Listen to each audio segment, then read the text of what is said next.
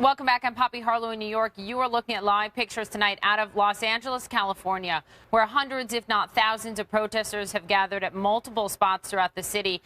Right there, you see protesters on the 101. This is the major highway in and around Los Angeles, blocking part of the 101 right near downtown LA. Also, a number of protesters, as you saw earlier tonight, protesting in front of City Hall as well, going so far as to burn in effigy the president-elect. Caricatures of him. Let's talk over all of this with our panel. Alice Stewart is back with me. Simone Sanders and Julian Zelizer, Princeton University historian and a professor there. Also CNN political commentator Lonnie Chen, former public policy director for Mitt Romney, who did not vote for Donald Trump, and Anusha Hussain, a journalist and editor-in-chief of AnushasPoint.com. Thank you guys very much for being with me. Anusha, let me begin with you because you've written extensively about this, and you have said publicly not pleased at all with the election of Donald Trump. However, you also said, this is our president. We have to come together and hope basically that some of the policies and the things he said, especially about Muslims living in America, don't come to fruition. What do you want to see play out as we see many displeased Americans take to the streets tonight? I want to see Donald Trump reassure us. I mean, it's a terrifying time to be a Muslim American. And not just to be a Muslim American, I think just to be a minority in America. Seeing these images of these protests, I mean, Poppy, I relate. I relate to the Latinos, I relate to the blacks, I relate to the LGBT youth that are out on the street, I relate to the young women who are worried. I mean, Trump actively ran on an anti-Muslim platform, on an anti-Latino platform, and he hasn't come out and said anything to reassure us that he will, be a precedent for all of us. I think it's absolutely terrifying. I don't feel safe as an American Muslim. I worry about my 5-year-old daughter and the America that she's growing up in, and people are afraid. People are afraid of rising Islamophobia, rising anti-immigrant sentiment. So he really needs to come out and reaffirm that he will be a precedent for all Americans. And that is what he said in his remarks. His speech was very conciliatory, and he said, "I will be the president for all America." When you heard that, your thoughts? Well, it was actually nice to hear that. I will say, after all the fear mongering, he is our president-elect. I mean, I feel like we are more willing to accept him as our president-elect, but the question is he willing to accept us? I mean, he gave that speech before these protests broke out, so I'm very curious to see how he will respond in the next few days. And he really, I mean, a lot of people are saying, Hillary Clinton should come out and say this, or Obama should come out and reassure us, but no, it needs to be Trump. He needs to come out and take responsibility for the fear that this is tangible. This is tangible fear, and people have legitimate reasons to be concerned. So I don't think we should raise our expectations of, expecting an all-out apology from Trump, but he should definitely reassure all Americans. Lonnie Chen, to you as a Republican, someone though who doesn't support Donald Trump, but as a Republican and someone engaged in this process, to her point, Donald Trump did say previously in the campaign, proposed an all-out ban on Muslims coming into this country. And although that has been altered a bit over the 11 months since he said it, he never fully walked it back or never really offered clarity to the American people on exactly what his policy would be. That fear among young Muslim journalists who you just heard from there is palpable among Muslims in this country. What do you think Donald Trump should say to them tonight? Well, look, I think Donald Trump gave his speech last night, as you mentioned. I think that he gave very conciliatory remarks. I think he is our president. Look, over the course of the next couple weeks here, he's going to lay out his policies. I presume he's going to talk about what he's going to do for the American people. And, I think that's important. But in my mind, I don't think the people who are out there protesting are necessarily going to be responsive to whatever the president-elect says here over the next few weeks. I think some of this, frankly, is an expression of anger at the outcome of the election. And if that that's the case, it's a really unfortunate expression of that anger, because at the end of the day, it's not like the election outcome is going to change. It's not like there's a specific thing that they're calling for. They're just raging on the street. And so in my mind, at least, Donald Trump has said what he needs to say. And Lonnie, just to be fair, we don't I don't know that, nor do you, because we're not there on the street. We're not there listening to them. We don't know what they're all saying.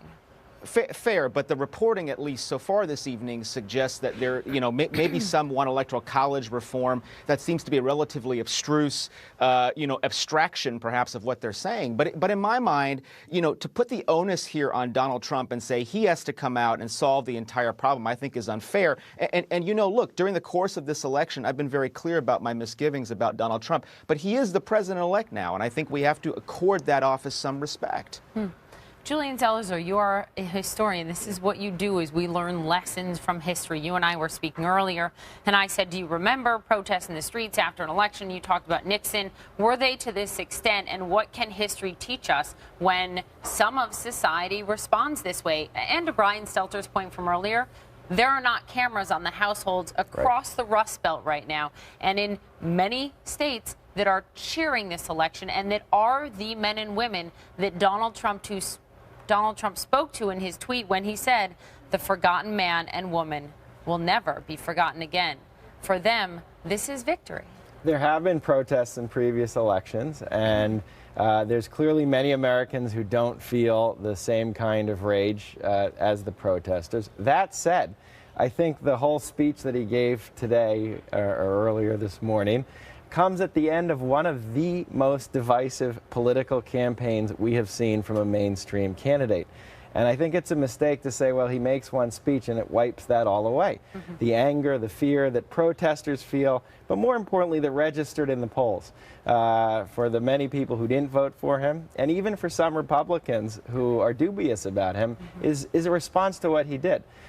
So I think it's okay to have these feelings and have this tension, and I think it's a response to him. I had such a nice experience tonight, Simone. I was sitting at Starbucks doing a little bit of work before I came in, and I was sitting with a young woman, a young African-American woman, and she said, what do you think about the election? And I said, well, I'm a journalist. I'm going to ask questions. How do you feel about the election? She said, she took her earphones out, and she said, I'm disappointed, but I was speaking with my advisor at college tonight, and he said, what can we all do now? And it sort of reminded me of JFK, sort of like, what can you do for this country? And that's not to take the onus off our elected officials or the president-elect, but it is a question about all of us and what we all do. It struck me. I think a lot of people have made statements today and tonight. These young people in the streets, they're making a statement right now. But we also need a strategy. We need to strategize. What is the plan? Again, the next president, the next Congress, there are real things that need to get done. America's not happy about the gridlock. They're not happy about... There will be less of that now. There will be definitely less of the gridlock. But will they and us as a people deliver on these promises?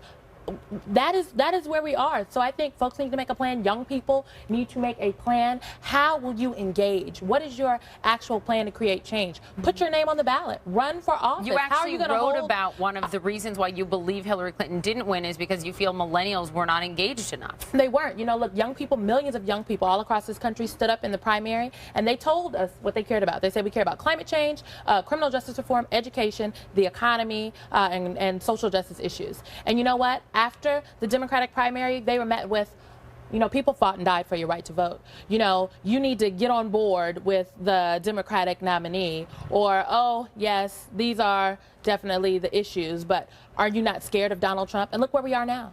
So young people, regardless of whether the Democratic Party or the Republican Party, for that matter, embraces them, are going to organize, they're going to strategize, and they're going to act. And it is incumbent upon the Democrats, and I'm a lifelong Democrat, I'm progressive, okay? And it is incumbent upon us to stand up and embrace those young people. To rebuild the party, we have to bring them to the table for meaningful engagement. You can't bring the young folks in after the decisions have been made. So for everyone who's questioning who is our leadership today, we need to bring some young people into that room and have that conversation. Alice, to you, as you have such a unique perspective because you're a Republican woman who voted for Donald Trump, but you wrestled inside your soul, am I right, about that? Absolutely, and also as a Christian, there's certain issues that I didn't believe. So Certainly, some of the comments he made about women, some of the comments that contradicted some of my Christian beliefs were difficult, and it was hard to make that decision. But at the end of the day, I had to take some soul searching and really look at some of the policies that Hillary Clinton stands for. Specifically, I think the Supreme Court is a big issue, and we're hearing it from some of these people out here. Knowing that she's going to appoint liberal justices to the Supreme Court, that gave me pause. Some of her other positions with regard to foreign policy, with regard to, I think we need to have a stronger overhaul of Obamacare. She wants to do some tweaks. You made your decision on policy, not on rhetoric or words. You actually said some of the words of Donald Trump and actions disgust you, but you made your decision on policy. Absolutely, and here's the different thing, and I think that Democrats throughout history, and you may have a feel for this too, I think they have, throughout history, have voted and got voters engaged based on feelings, like at those concerts. Well, it was a great feeling. It got people together, it got them excited, and there was little talk about policies and issues, but they were engaged on the on feeling good. Whereas the Republicans, I think, they base decisions more on the facts and who's going to have the policies that I support and who will take that into the White House. And it's a completely different mindset. It's worked for many years, I believe, for Democrats. But Republicans, I think they think more with their head as opposed to their heart. All right, guys, stay with me. I want to get to this because right now there are thousands of protesters on the streets of Los Angeles where it is 11:30 at night, venting their emotions, making their voices heard about the outcome of this election. Crowds right now blocking parts of the 101, that major freeway right near downtown Los Angeles. Take a look and listen to this. This is the voice of Stu Mundell. He's the aerial photographer and reporter for KCBS. Moments ago, listen.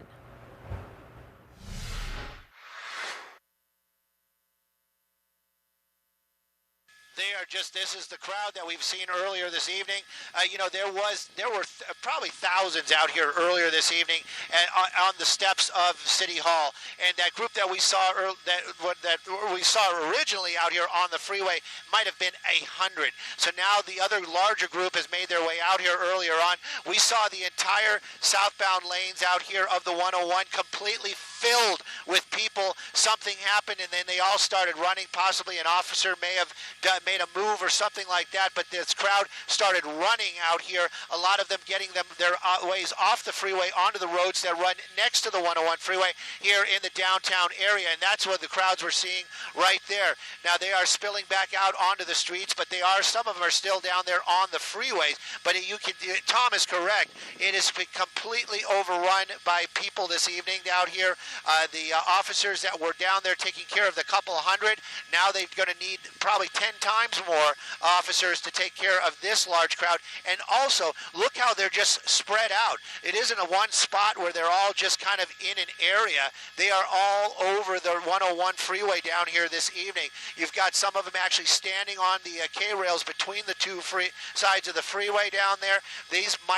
Some of these might be people that are in their cars just kind of getting out to take a look around, but a lot of them are protesters and just basically walking around out here this evening. Pedestrian rules, that's basically what's happening. These cars out here are all just stopped. People just kind of taking over the 101 freeway this evening. I understand, we heard that one person talking about they're angry about Trump being elected. I don't know how this is going to solve that problem, if you want to call it that, but it is, yes. All right, that is our affiliate KCBS, the Chopper reporter, just giving you a sense of what it's like in Los Angeles tonight, where it is just past 11:30 in the evening. Let's bring my panel back in. Alice is with me, and Simone Sanders, and also Lonnie Chen is in California. Julian Zelizer is here. Julian, one of the things you've written about today on CNN.com, just sort of reflecting on this election, is that what Trump taught everyone is in 2016 you have to speak to the people. And that's not just through big rallies. Every politician has big rallies. He did it through Twitter in a very controversial and aggressive fashion, but it worked. Absolutely. His style of communication really did work. We saw the results in this election. Not only did he convince most Republicans to stay with the Republican Party, He also was able to slightly broaden the reach of the Republicans into blue-collar territory, and part of that was the way that he spoke and the mechanisms that he used to speak. And I think it's something, frankly, the Democrats need to emulate and to think about. Not the substance. Obviously, the substance, there is a big difference. But I think there's certain strategic decisions he made in how to run a campaign in the modern media age that were very effective. You know, the front page, and Simone, I want to get you on that. The front page of the LA Times today reads "Two Americas," and beneath it reads Hillary Clinton won the popular vote with diverse urban clusters. She's winning it. We don't know if she's won it, I should say.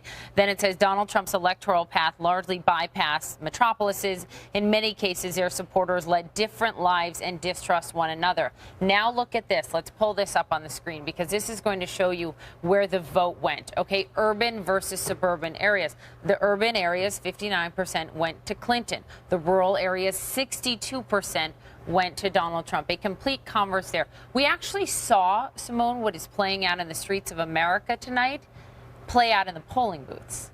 Yeah. I mean, for anyone that hasn't visited rural America, it is a different place, but the people in the urban centers and the folks in rural America are actually struggling with the same type of things. You know, I spent some time during the primary in West Virginia, in one of the poorest counties in West Virginia, and the people in that poorest county in West Virginia had some similar issues as folks in Chicago. Yeah, it's true. You bring up such an important point. I mean, I spent time with our team in the swing states for a big special we did, and in Ohio. I mean, if you go to Cleveland, we were in an area that Mitt Romney didn't get a single vote in 2012. We drove 200 miles south to Pike County, where Mitt Romney won by a single vote. And they are both economically depressed parts of these different cities. One is urban and one is rural, and they're struggling with the exact same problems, but they believe that two very different people can solve them. And they Hillary have two Clinton different versus Donald different Trump. faces. And I will say, to the Absolutely. point that what can Democrats take from Republicans and Donald Trump?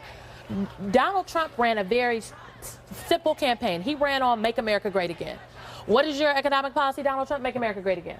Well, what are you going to do? Are you going to build this wall? Make America great again. Build a wall. We're going to make America great again. If you ask and I'm serious, that's what happened. When we came to Secretary Clinton, she had lots of meat and policy, but we didn't have a rallying cry like that. And I think that Americans were looking for a rallying cry. In 2008, we had hope and change. Yes, we can. 83% of people, we know from the exit polling, and these are different than the polls that got it wrong, that predicted it wrong. These are polls that talk to people after they've cast their vote. They do rely on what people say, but 83% of those in the exit polls who voted for Donald Trump said the #1 characteristic for them was change. Not policy, change. Donald Trump is so on message. Stay with me, because I want to bring in Jenna Watson. She is the Public Information Officer for the Oakland Police Department, with me now on the phone. Are you there, officer? I am, yes. Hello. Thank you for joining us. You're live on CNN. This is Poppy Harlow in New York, and we're going to pull up these live pictures that we are seeing out of Oakland, California. A little earlier tonight, out of Oakland, California, you see protesters who've gathered. What can you tell us about the protests that took place this evening and what's going on right now? Sure. Well, thank you for asking. First of all, one of the most important messages we wanted to send to our community through media channels was that we were here full staffing, have a lot of resources in place to facilitate a peaceful march, certainly uphold freedom of speech, have conversations, listen, be listened to, and be heard. That was the most important message in a peaceful and safe environment. Unfortunately, later this evening, we had a turn of events where a crowd went from several hundred to about 7,000. During later in the evening, about 7,000, we had splintered groups that broke off, and they began vandalizing various areas of our downtown. The vandalism ranged from lighting objects on fire, broken windows, vandalism, but what is really concerning is when it turns violent, assaults towards officers. We have a couple of officers injured. Someone went to the hospital, as well as we had 2 outside agency patrol cars burned. How are this is the first that we are hearing of these officers who've been injured. Mm-hmm. What can you tell us about their condition right now and what happened in these clashes? So again, we tried to facilitate a peaceful protest, communicating with the various groups, trying to establish communication so it is peaceful for everyone. Again, 7,000 people is a very large crowd, especially for a law enforcement agency of 753 officers, and we've pulled everyone in for staffing, including partnering with our neighboring law enforcement agencies. Still, 7,000 is quite a large crowd for us. But again, it wasn't the whole crowd. These are splinter groups that often will break off, as they did tonight, and they'll engage in criminal activity. Having said that, the earlier portion of our rally protest march was very peaceful until later in the evening when it took a different turn. The officers, some have been treated and released. Another one is still currently at the hospital. But again, we are here to have conversations, listen, and have our community share and engage in constructive conversations without it being violent. And I think that is something that across our country we are all asking for, is a way to communicate, listen, be heard, and have dynamic conversations without bringing the element of criminal activity in. Officer, was this expected at all? I mean, as you note, a crowd swelling to 7,000 is big for any police department to deal with. Obviously, your officers had to deal with it, some of them injured. You mentioned the vandalism. Was this reaction expected at all tonight? Had you prepared for the possibility of this? Well, I can share with you, most of us have been up since yesterday, including myself, and we did not anticipate this. We monitor social media through intelligence, our intelligence unit, resources that we have available, and not only our department but other law enforcement agencies did not anticipate this type of reaction post the election. So we moved very, very quickly to gather our resources. And again, when you have such a large crowd, and really we want to be very clear that it wasn't all 7,000. These are specific splinter groups that choose to engage in criminal activity. And often when we look into the background of where these individuals are from that have vandalized our businesses, have done damage to our community, often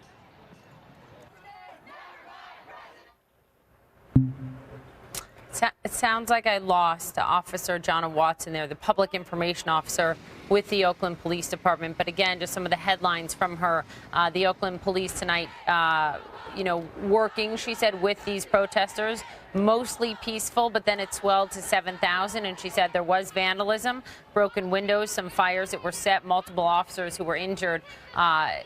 Unfortunately, she said part of this did turn violent tonight in Oakland. My thanks to her for calling in.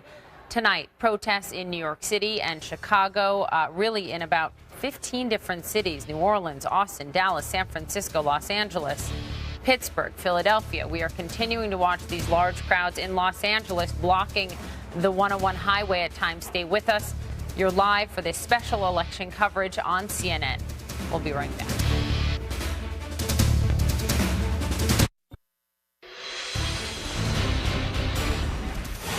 Donald Trump won this election in no small part because of his mastery of television and social media. He spoke a message that resonated: make America great again. So why were so many people shocked? Well, the shock expressed around the world was so loud because almost all the polls and the projection maps and the political models and the media were dead wrong when it came to Trump's chances of winning. Brian Stelter, our senior media correspondent, is with me now. And Brian, you say that not seeing this coming was one of the biggest media failures of our lifetime. It absolutely was. It is a collective failure, something we've got to spend a lot of time thinking about, figuring out. I think that process is just beginning today. You think about why virtually all journalists on all sides were convinced Clinton was going to win. Why was Trump convinced Clinton was going to win? Why was Clinton convinced she was going to win? Why was Wall Street convinced she was going to win? This was a failure of elites, but specifically among journalists, a failure of imagination. It was a mass delusion, partly because of the polls. But isn't that antithetical to what we're taught as journalists, is to look at the facts and report the facts? And every single fact from every single poll, Brian, that has been pretty spot on for decades was wrong. The polls were off by a few percentage points. I would say the national polls, though, were within the margin of error. But this was a wave that was not reflected in any numbers. The size of the Trump wave was not measured well, and that's partly because the state polls were, in the words of Nate Silver, messy. The state polls were off, and that led to misunderstandings of what was going on in the electorate. I also think there was some wishful thinking, frankly, among journalists. Journalists have been attacked by Donald Trump during this campaign. Journalists have been demeaned by Donald Trump throughout the campaign, a long, grueling campaign. There was some liberal media bias, but I would actually call it a Acela corridor bias, meaning D.C. to New York to Boston. Journalists who live in the Northeast, who did not speak to and hear from Trump supporters. And I think one question journalists have to ask themselves in the coming days is, do you really know Trump supporters? Do you personally know who voted for Trump? And if not, why not? I think the rural roar of this country was missed, partly accidentally, partly intentionally, and it's something that journalists are going to have to assess and talk about in order to, A, avoid it from happening again, and B, to regain some of the trust and the credibility that was lost. So we will see how President-elect Trump handles the media. He will hold White House briefings in the press room. He will have a press corps with him wherever he travels. Access for the media has been a challenge in the Obama administration. You expected it would have been a challenge under a President Hillary Clinton. What do you think, Brian, it may be like under a President Trump? Because frankly, in the 24 hours that he has been the president-elect, almost exactly 24 hours ago is when he was called the winner. The only thing he's tweeted is basically the forgotten men and women will no longer be forgotten. We're not seeing Twitter Trump anymore. No, we are not. I'm very curious to see what happens at the White House later today. President Obama and President-elect Trump meeting in the Oval Office. This is the first black president with the leader of the birther movement. It is an extraordinary and in some ways very upsetting thing to think about. You wonder what President Obama wants to say to President-elect Trump. You wonder what he will actually say. You wonder what that interaction will be like. But that'll be the first time we'll see Trump on camera since he spoke 24 hours ago. So that'll be very notable. There will be a cloud hovering over the press corps for the next 4 years, because whether President Trump actually revokes the press credentials of journalists the way he did during the campaign, whether he actually insults journalists by name the way he did during the campaign, there will be that potential. Have sitting presidents ever done that, Brian? Yeah, there's sporadic, revoked press credentials. We think back to not revoked press credentials. You think back to Sam Donaldson sparring with Ronald Reagan, things like that, but not to the extent that we saw during this campaign. We saw extreme anti-media rhetoric from Trump, something that his base appreciated, his voters supported. This election was many things on Tuesday, but in part it was a repudiation of the press as well as other elites. And so that's something journalism has to reckon with. I think we've got to come out of this being more humble, wanting to understand the audience better. Obviously, it is almost 3 o'clock in the morning, so the late night shows have taken to the airwaves for the first time since Donald Trump became the president-elect. Let's listen to how some of the different late night hosts responded to that. That's right. Donald Trump is going to be president. Republicans hope he'll keep his promise to build the wall, and Democrats hope he'll keep his promise not to accept the election results. The hats work. Those stupid hats. Those hats that look like they were printed at a kiosk in the middle of a Westfield mall. Turns out they were magic, like Frosty the Snowman. How to explain Trump's victory to their kids, How do we tell them? Just tell them anything. Tell them the new president is Elsa from Frozen. It's the only way to get them to let it go. Now, today, Americans have the right to feel happy, angry, pessimistic, optimistic, but everybody should feel grateful that we get to vote, and if we don't get our way, we have the chance to try again. It is a beautiful thing. So Conan O'Brien, they're responding a little bit more sort of Well, he didn't make light of it. And he said this is American democracy at play. What's your reaction? Late night hosts and journalists actually in a similar bucket. Late night hosts spoke out against Trump, tried to warn about the dangers of a Trump presidency, sometimes in over-the-top, overheated ways. Maybe we'll see an adjustment. I was struck by what Seth Meyers said tonight, which was, now we're going to hold you, Donald Trump, to your promises. We're going to hold you to your words and actions. We will be watching. Now, that's usually the tone of a columnist, a liberal New York Times columnist, but it was a late-night comedian saying it instead. And I think that's what we're going to see now going forward, both from journalists and from comedians, He's promised a lot of things. We know that the #1 issue voters voted on is the economy, and that is what he ran on. I will help you. I will help you in the Rust Belt who have lost your good-paying job, who can't support your family anymore. I will be the president to create 25 million jobs in the next 10 years. I will be the president to eliminate the $18 trillion, $19 trillion deficit. Those are his words and promises. Now, our job as journalists, your job as someone who covers the media, you know, like any president, fact-checking, holding their feet to the fire, holding them accountable. Newsrooms made a lot of money off this election. And it wasn't just by broadcasting Donald Trump rallies. There's a cliche out there that's incomplete.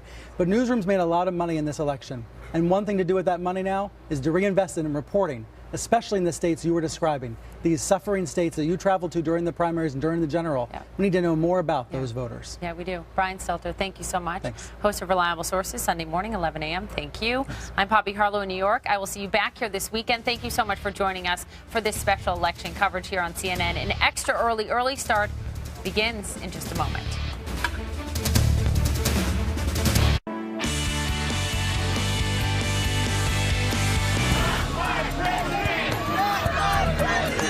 All right, the breaking news overnight: protests from coast to coast over the results of the 2016 election. Transfer of power. President-elect Trump set to meet with President Obama and then House Speaker Paul Ryan in just a matter of hours. Good morning, everyone. Welcome to Early Start. I'm Christine Romans. I'm John Berman. Nice to see you. It is Thursday, November 10th, 3 a.m. in the East. We do want to welcome our viewers here in the United States and all around the world. The breaking news: protests in cities across the country, including some still happening right now. These are protests against the results of the election, against the man that American voters picked to be the 45th president of the United States, Donald Trump.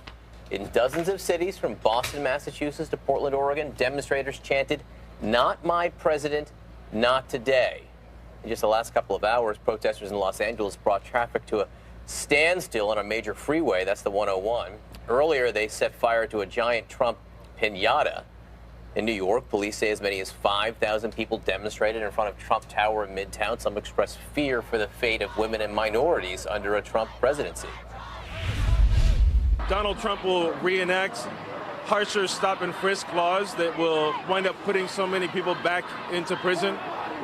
Also, deep fear at the sexism that will be bubbling up through the United States. As a woman and as a Latina, I feel very upset and oppressed. Thousands also gathered in front of Chicago's Trump Tower, blocking traffic. They marched down Lakeshore Drive there. And there were demonstrations also in front of the White House. You can see this. This is a candlelight vigil overnight.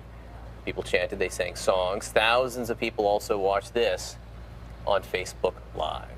All right, we'll continue to monitor those situations overnight. Meanwhile, a seismic shift is underway in Washington, the transfer of power to the Trump administration. There are just about 72 days, about 10 weeks until President-elect Trump is inaugurated. In that time, he has to make more than 4,000 executive branch appointments, 4,000, more than 1,100 of them requiring Senate confirmation. A key first step comes this morning. President Obama meets with President-elect Trump in the Oval Office. For the very latest on this transition, I want to bring in CNN's Senlin Serfati in Washington for us this morning. Good morning, Senlin. Good morning to Christine. And this is the first real meeting that President Obama and now President-elect Donald Trump will have ever had. We all know, of course, their storied relationship, from Donald Trump's role in the birther movement to President Obama's fiery rhetoric on the campaign trail. And White House officials openly admit that they say this is not an easy meeting for President Obama to have today. That said, what the White House also says, President Obama is very committed here to making sure that there is a smooth transition of power. And this is something that we heard President Obama speak about yesterday in the Rose Garden. And I'm looking forward to doing everything that I can to make sure that the next president is successful in that. I've said before, I think of this job as being a relay runner. You take the baton, you run your best race, and hopefully by the time you hand it off, you're a little further ahead. You've made a little progress. And I can say that we've done that, and I want to make sure that handoff is well executed, because ultimately we're all on the same team. And Melania Trump will also be meeting privately with First Lady Michelle Obama in the White House residence. A lot of meetings here today in D.C. for Mike Pence and Donald Trump. Mike Pence will meet with Vice President Biden privately, and Trump and Pence later this afternoon will sit down with Speaker of the House Paul Ryan. A lot on the agenda today, guys, and certainly so many of these meetings so symbolically important to them. The transition starts fresh today. Starts today with lots and lots of work to do and a lot of appointments to make. All right, Sunlin, thank you for that this morning. So as far as filling those key jobs in a Trump administration, campaign sources tell CNN they will likely go to loyal Trump supporters who, quote, took a lot of crap for backing him. Some of the names mentioned include former House Speaker Newt Gingrich, possibly as Chief of Staff or Secretary of State, former New York City Mayor Rudy Giuliani, maybe as Chief of Staff, Attorney General, Secretary of State, or maybe Homeland Security or CIA Director. The transition chairman himself, that's New Jersey Governor Chris Christie, said to be under consideration for Chief of Staff or Attorney General. We should say, you know, what happens, first of all, what happens is, you know, there's moments of chaos here. They have a lot of planning to do, a lot of jobs to fill, but a lot of times names are floated as rewards in and of themselves to these people and their loyalty. You know, so all these people have been out there on TV talking nonstop. You want to say, hey, thank you, we're going to float your name as this or that, just to say. Here's one question, though. Is the bench as deep for these appointments as in prior? You know, because there were Republicans who did not back Donald Trump. That's right. I mean, it just depends on how much Trump wants to expand the field of play here. If he wants to keep it to just people who worked hard for his candidacy, it's a narrower group in the Republican establishment because, you know, they weren't all there necessarily, but you know, he may decide to go deeper, people who haven't been involved in government. All right, two of Donald Trump's most outspoken critics are offering up an olive branch of sorts. Democratic Senators Bernie Sanders and Elizabeth Warren campaigned hard for Hillary Clinton, and they battered Trump throughout the campaign.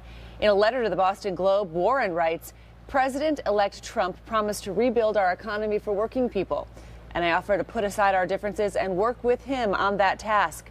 When he takes the oath of office as the leader of our democracy and the leader of all Americans, it is my sincere hope that he will fulfill that role with respect and concern for every single person in the country, no matter who they are, where they come from, what they believe, or whom they love. Here is Bernie Sanders' statement, quote, to the degree that Mr. Trump is serious about pursuing policies that improve the lives of working families in this country, I and other progressives are prepared to work with him.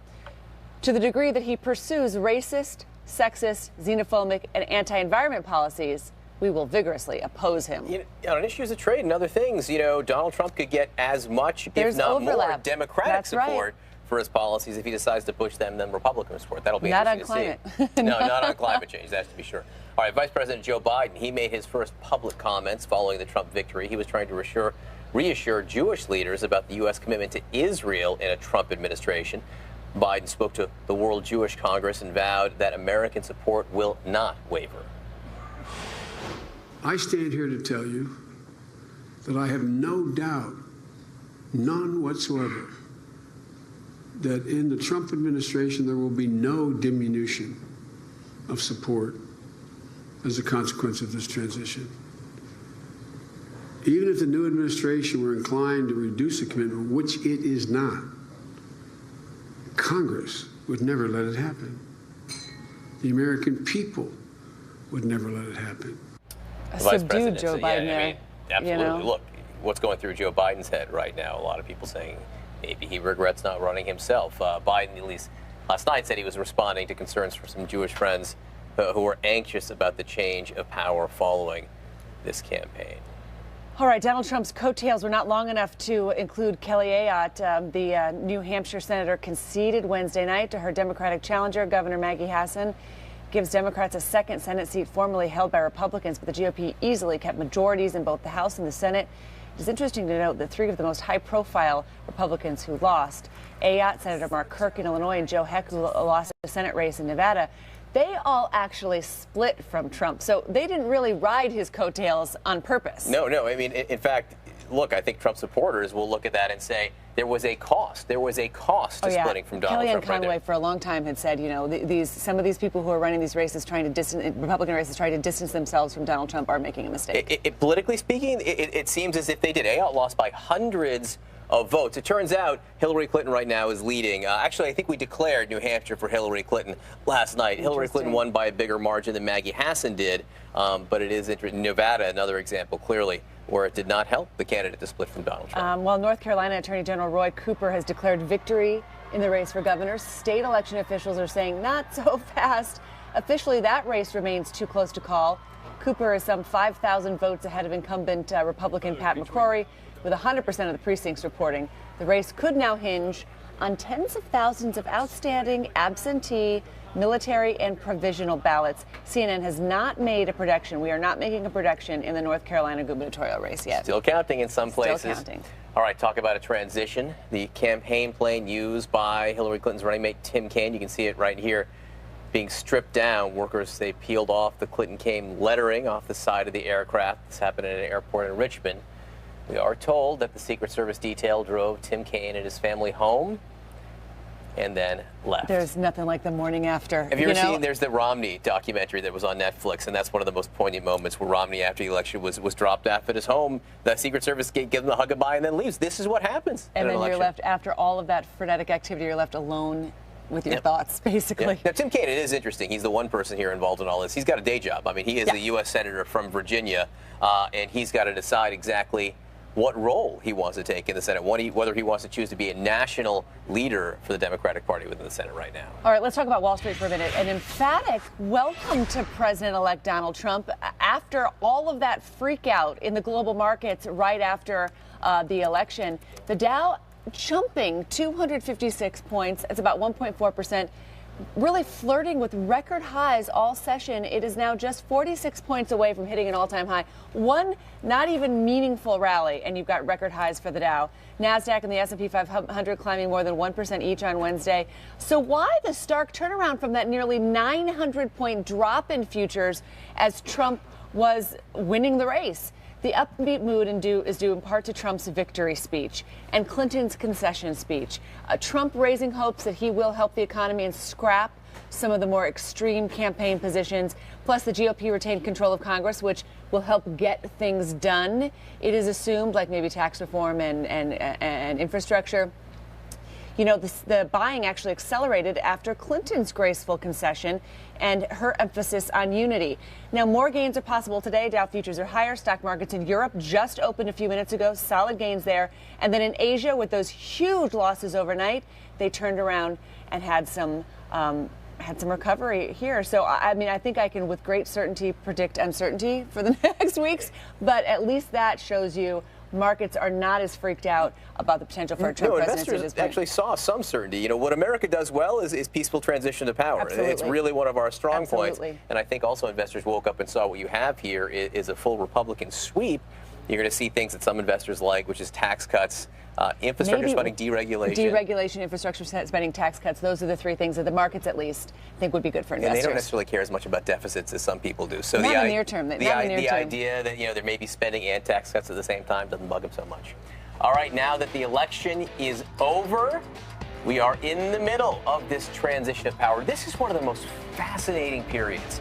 Every 4 years, there's so much work to do. So how does Donald Trump do this? Who does he give jobs to? How does he heal this country? This is, we saw people out there demonstrating on the streets overnight.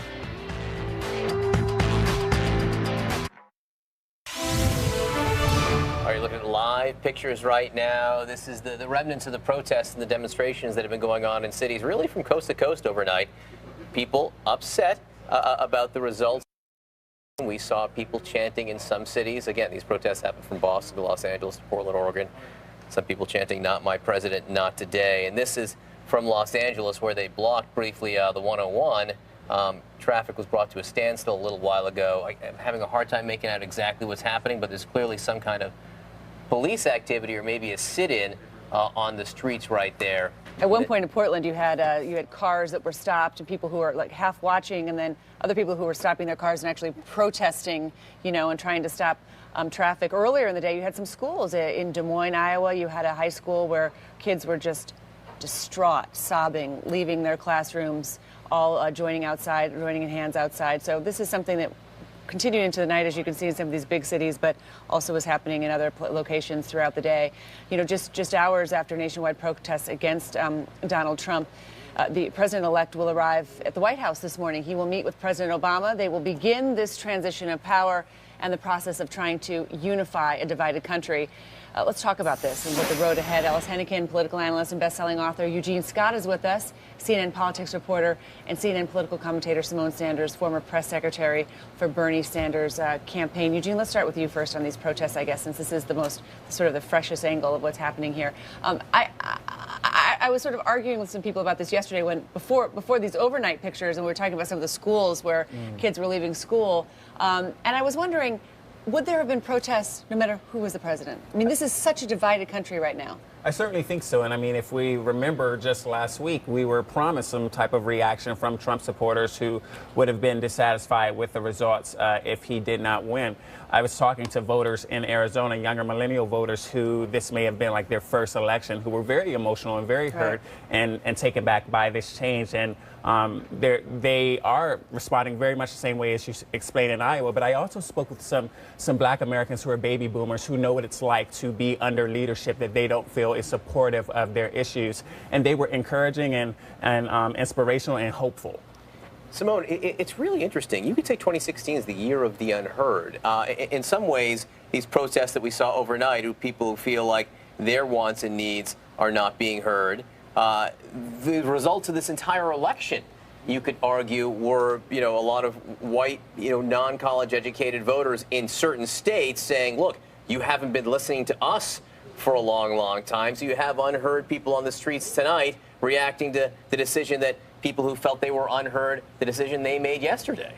Yeah, and the people on the streets actually are reacting to the fact that the folks that voted for Donald Trump, they voted for a shakeup. They voted for change, not just by any means necessary, but any body necessary, to transform Malcolm X's quote. And that's what this was, without any regard for what that vote meant for people that look like me, that are Muslims, that are Latinos, that are Asian Americans, Native Americans. And we have to reckon with that. So for all this talk and conversation about we have to come together, we need to heal, first we need to pull the knife out. And these young protesters out on the streets right now, they're making statements. And next we need to strategize, but that statement should not be overlooked. Donald Trump ran and mounted his campaign on divisive rhetoric, on racism, on bigotry. And millions of Americans may not feel like they voted for racism and bigotry, but that is that's all the rhetoric we have from Donald Trump. So these people in the streets, this unrest you see, is really folks wrestling with Simone, what he ran on. You made this case, Bernie Sanders made this case, Hillary Clinton made this case, President Obama made this case, Michelle Obama made this case. What you just said is about Donald Trump is what people have been saying out loud and often for months.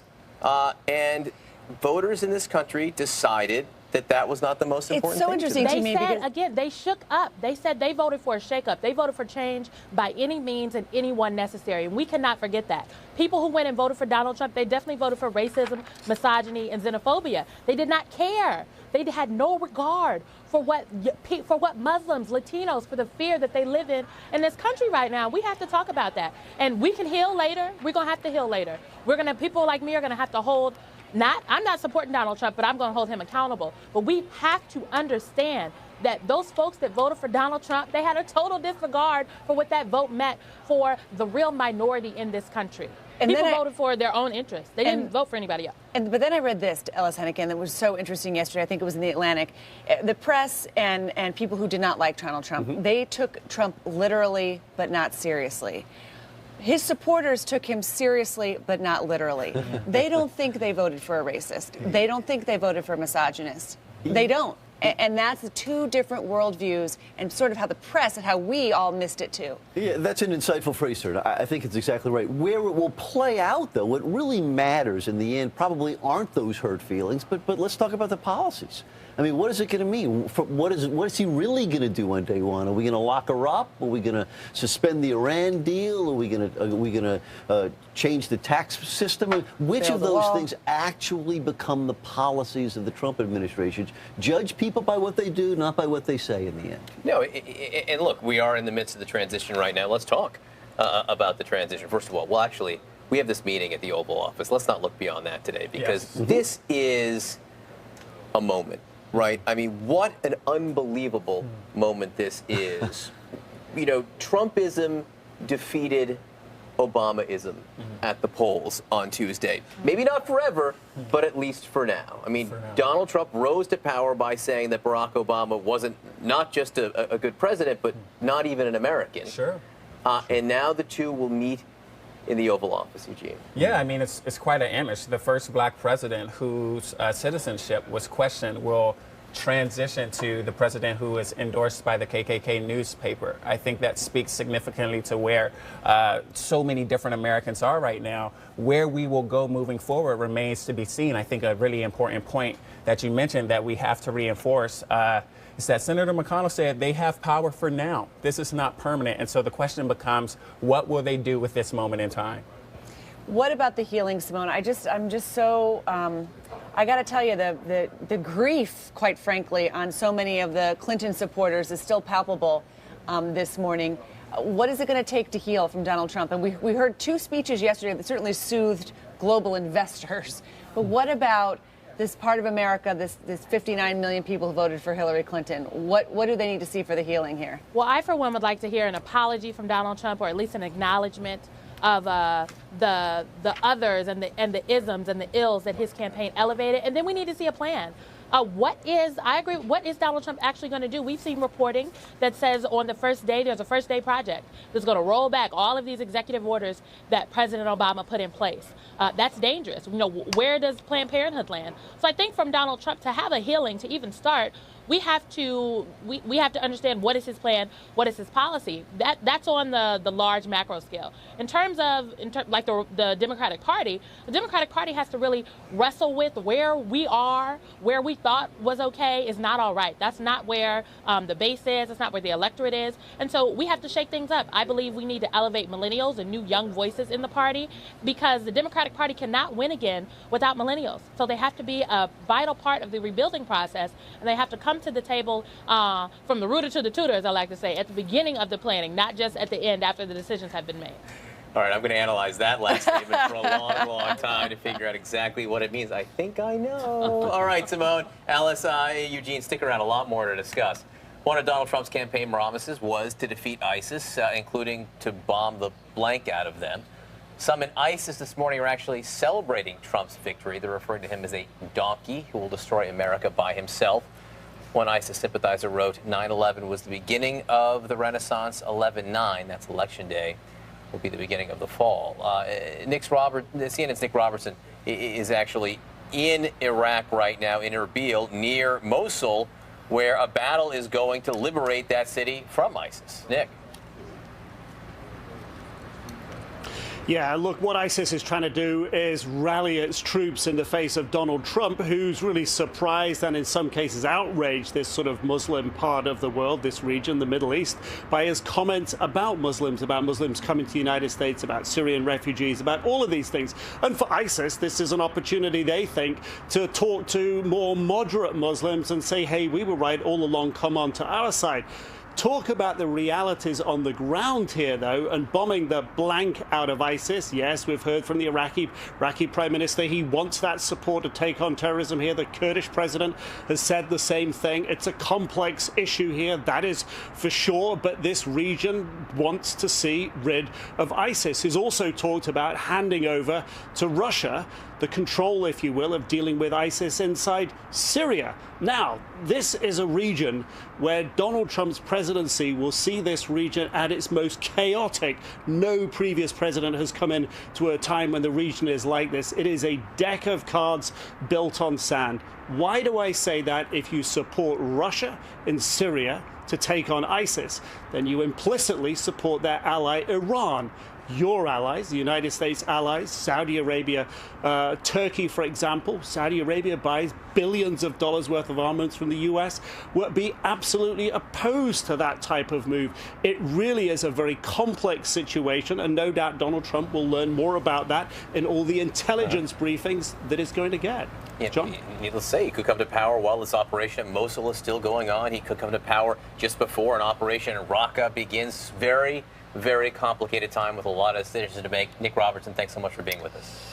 All right, to markets now. Wall Street welcoming Trump with a rally in stocks, but big-name CEOs are much more cautious. Starbucks CEO sending a letter to employees titled Onward Together. He writes, quote, as Americans, we must honor the democratic process. We have a president-elect in Donald Trump, and it is our responsibility as citizens to give him the opportunity to govern and bring our country together, end quote. He, of course, was a Hillary Clinton supporter. JP Morgan Chase CEO Jamie Dimon, quote, we have heard through democratic processes in both Europe and the United States the frustration so many people have with the lack of economic opportunity and the challenges they face. We need to listen to those voices, end quote. Facebook CEO Mark Zuckerberg posting that he watched the election results with his young daughter, and it inspired him to work even harder to fix the world's problems. But a rally in stocks, which is so interesting and sort of surprising, and a lot of people are pinning it to the tone of Donald Trump's conciliatory tone of his speech and the tone of Hillary Clinton's concession speech, that at least from these two leaders, it feels like it will be a more normal transition process than maybe the election would have suggested. All signs right now are to a normal transition. All right, there were protests, nevertheless, overnight against the election results. These are live pictures still going on in Los Angeles. We will tell you more about what's happening there and all around the country. That's coming up.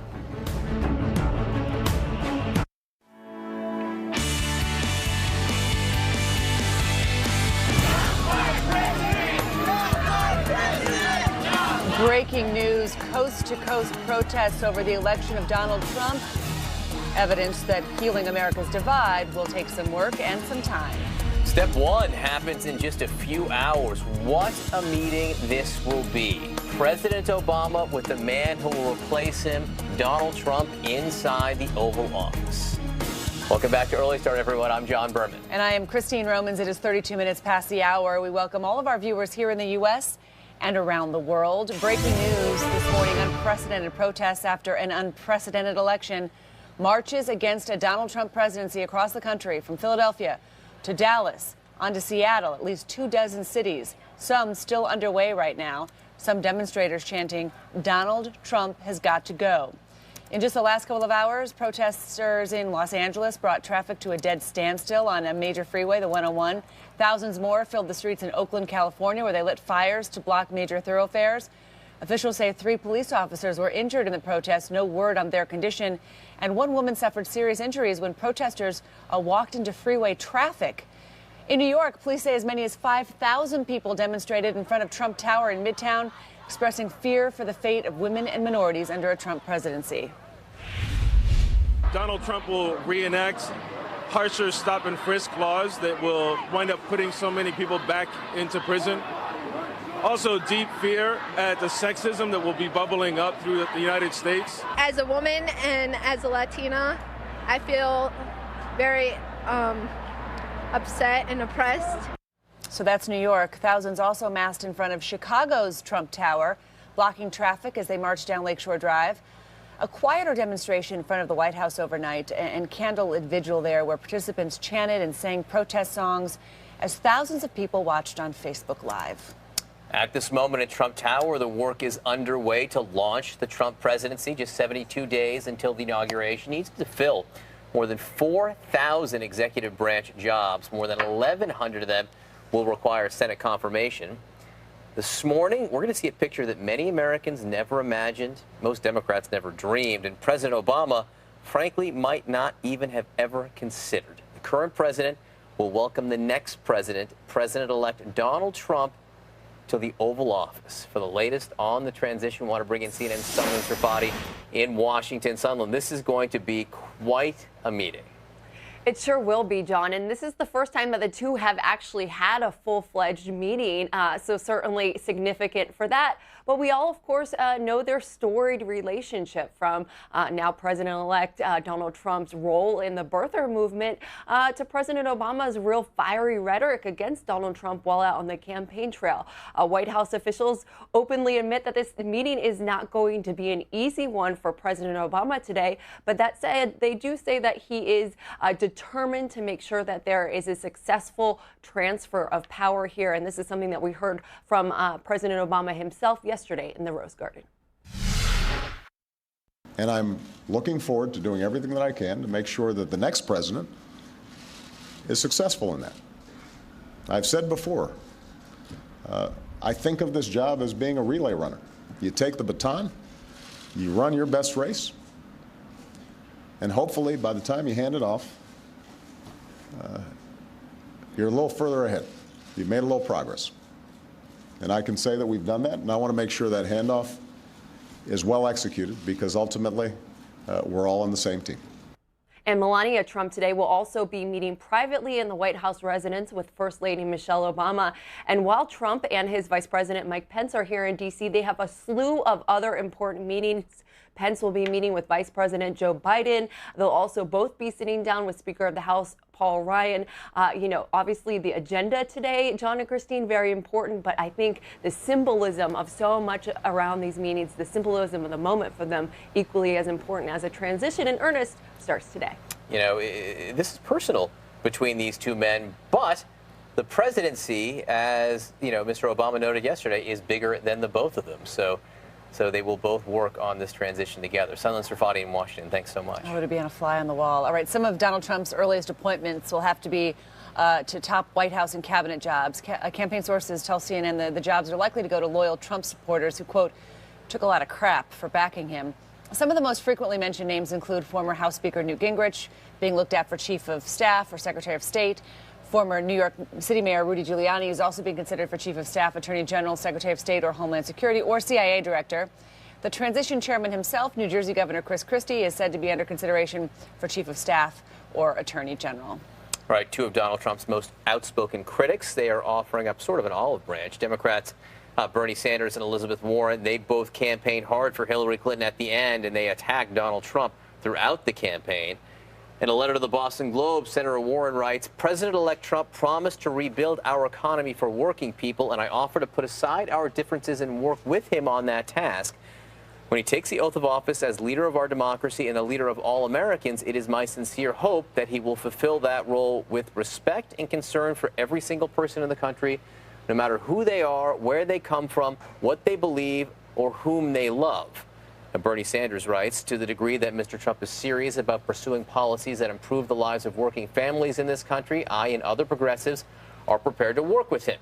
To the degree that he pursues racist, sexist, xenophobic, and anti-environment policies, we will vigorously oppose him. It's so interesting. Donald Trump, in some ways, is a blank slate, and he has something to offer to both wings of the parties. He can go in there and work to repeal Obamacare right away, and that will be something that conservatives and Republicans love.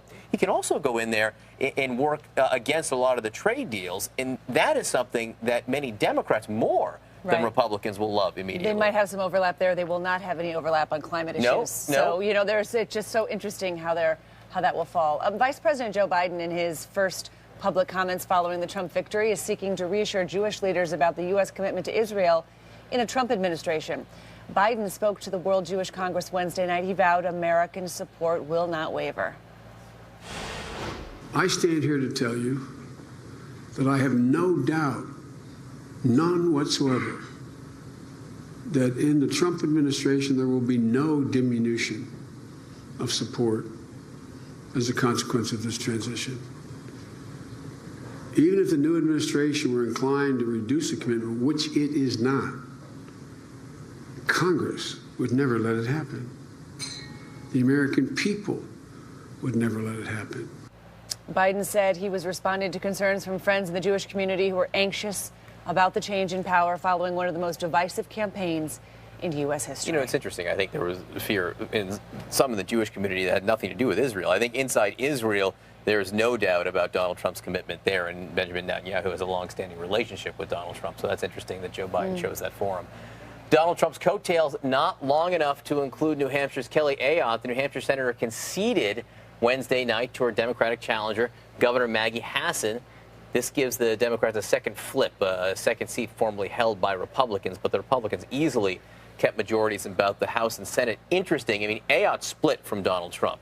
She lost. Yeah. Joe Heck in Nevada split from Donald Trump.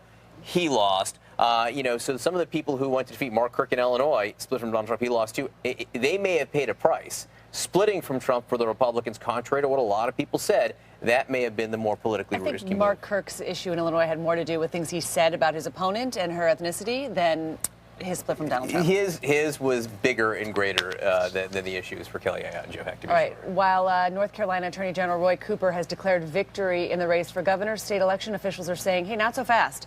Officially, that race remains too close to call. Cooper is some 5,000 votes ahead of incumbent Republican Pat McCrory, with 100% of the precincts reporting. The race could now hinge on tens of thousands of outstanding absentee, military, and provisional ballots. CNN is not making a projection yet in North Carolina in the gubernatorial race. That's the state Donald Trump won, and the Republican senator there was reelected as well. All right, talk about a transition. The campaign plane used by Hillary Clinton's running mate Tim Kaine. You can see it right here, being stripped down, the decals, the Clinton-Kaine decals being pulled off the aircraft. This happened at the airport in Richmond, Virginia, where the senator lives. We are told after Senator Kaine returned to Richmond, the Secret Service drove him to his home and then left. Oh, the moments after losing an election, there must be no other letdown like that. One of the first things Donald Trump plans to do as president, repeal and replace Obamacare. Both actions will take a huge effort from Trump and Congress. Trump says on day one he will ask Congress to repeal Obamacare. Now, that won't happen overnight. The House has voted more than 60 times to repeal, defund, or replace some parts of Obamacare. None have passed.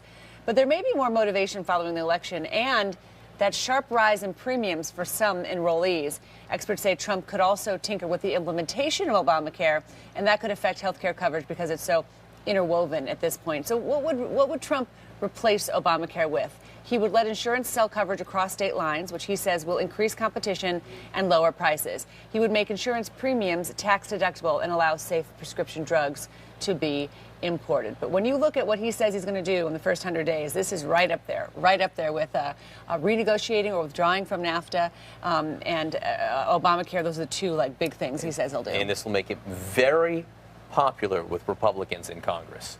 All right, the world is reacting to Donald Trump's victory. Russian President Vladimir Putin, he was one of the first to offer up congratulations. So where do U.S.-Russia relations go from here?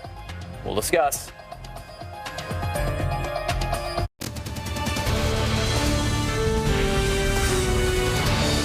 All right, all night long, all morning long, we've seen protests across the country, people upset about the results of this election. That's the backdrop to what happens today at the White House when the next president of the United States meets in the Oval Office with the current president. That happens every 4 years. What's never happened they have no history. These two have no history together. They've never met. They have history, though, to say the least, in terms of the personal strife between the two. Donald Trump questioned whether Barack Obama was born in this country.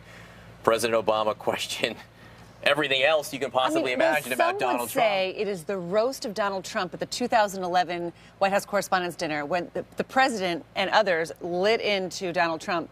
That was the spark of his interest to run for president. So let's talk about the future of this transition. Let's talk about the future of the Trump presidency and what happens in post-presidency. Joining us again, Alice Hennigan, political analyst, best-selling author, Eugene Scott, CNN politics reporter, and CNN political commentator Simone Sanders, former press secretary for the Bernie Sanders campaign.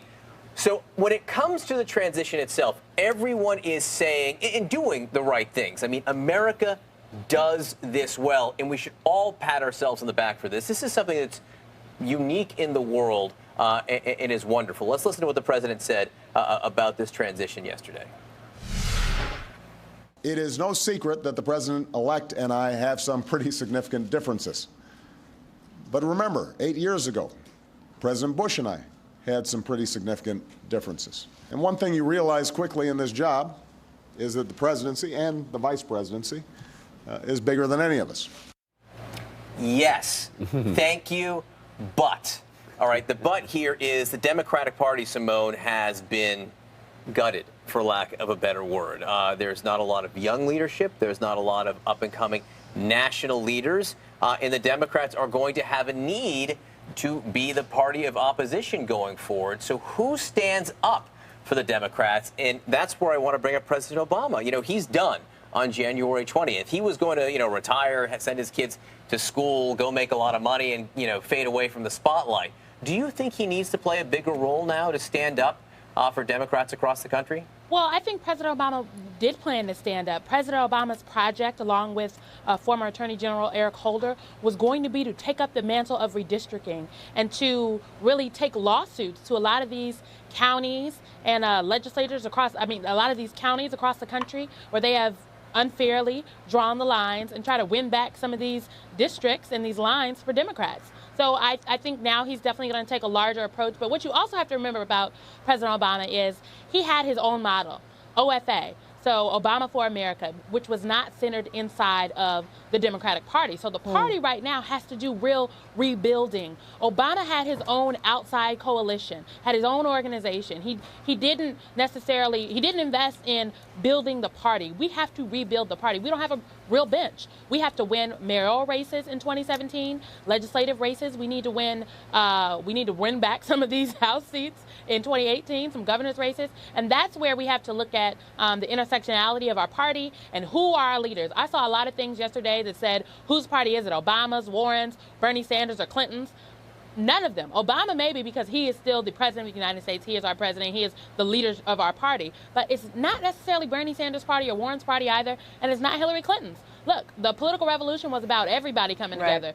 White people cannot lead the political revolution. The coalition that leads has to be reflective of America. You could argue that Barack Obama was the upstart of his party. You know, the Democratic Party didn't create him. He wasn't part of a deep bench for them. He came out of nowhere too. And Donald Trump, you guys, he's somebody who wasn't created by the Republican Party either. So now you have another outsider. Right. How is he going to, replacing and repealing Obamacare, that's going to do very well with Republicans in the House. How is he going to bring maybe skeptical Republicans on board with President Trump?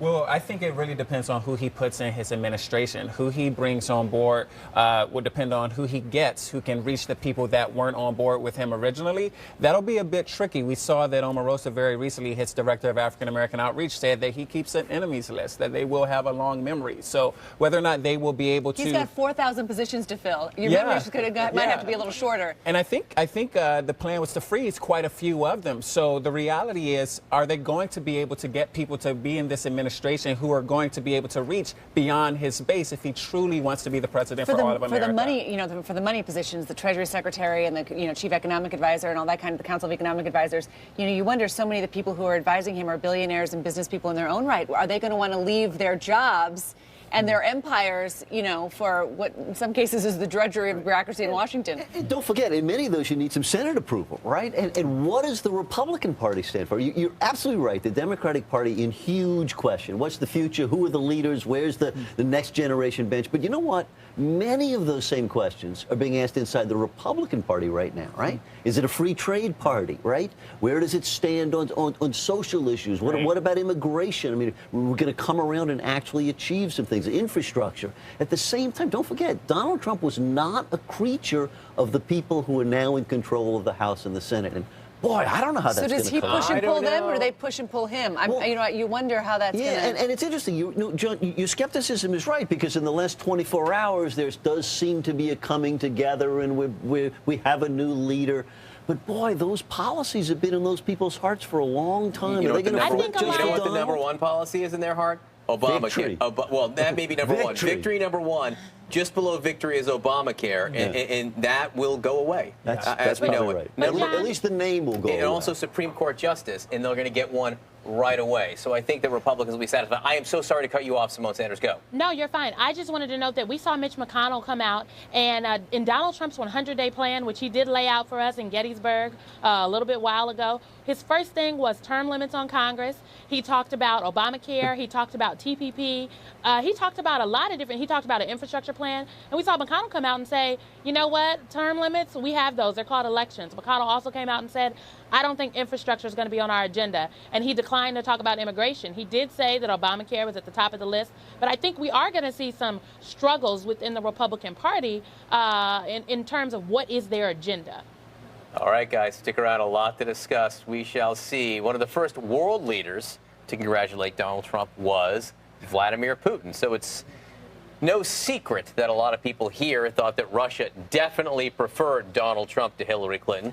U.S. intelligence agencies believe the Kremlin actively interfered in the election, and that raises a lot of questions. So where does this relationship go between the countries? CNN's Matthew Chance, live from Moscow this morning. Matthew, I imagine the view from there is pretty interesting today. It is. I mean, you know, there's been, of course, a lot of criticism of Donald Trump throughout the campaign, but here in Russia, that's never been the case. He's always been the preferred candidate of the Kremlin and the state-controlled media here. And as you can expect, you know, the welcome that Donald Trump has got as becoming the president-elect has been really kind of breathtaking. I mean, the front page of one of the most prominent newspapers here in Russia said in English, "In Trump we trust." That was the headline on the front page of one of the main business dailies here. You know, there's been such a bitter relationship between the United States and Russia over the past couple of years, particularly over the annexation of Crimea by Russia from Ukraine in 2014, the hacking allegations in the United States that you mentioned, the war in Syria. Both countries are on sort of opposite sides in that conflict. There is a real sense now, at least here in Russia, that a line could potentially be drawn under that, and this could be a pivotal moment. This could be a moment in which Russia and the United States get on the same page on a whole host of issues that have been thorns in the side of that relationship for the past several years. That's the expectation. That's what Vladimir Putin, the Russian president, has expressed. But obviously, it's going to be complicated. It's going to be difficult. In that first meeting between whether it be President-elect Donald Trump or President Donald Trump and the Russian leader Vladimir Putin, that will be fascinating to see. Matthew Chance in Moscow, thanks so much. All right, let's get a check on CNN Money Stream. The Dow just 46 points away from a record high. Futures suggest more gains at the open. Big rally Wednesday as investors watched Trump's victory speech and then Clinton's concession speech. And the way they spoke, their words erased deep losses in futures as those election results came in. I mean, it was really a shock drop in the markets when Donald Trump was very clearly going to win. Stock markets in Europe and Asia are higher now as well. And the big winners in the stock market rally, the Trump stock market rally, banks and companies that build stuff. Morgan Stanley up 7%, Bank of America rising almost 6%, JP Morgan Chase up more than 4%, investors cheering Trump's promise to dial back Dodd-Frank regulation. But he also said he would break up the banks and he would revive Glass-Steagall, which would have the opposite effect. So some confusion there. Some other big winners include a U.S. Steel, that stock surging 17%, Vulcan Materials 10%. That company supplies stone and concrete. Shares of Caterpillar rising. This play was based purely on infrastructure. Trump says he would double the $275 billion Hillary Clinton proposed to spend on improvements. This is a bipartisan issue many think they can get done next year.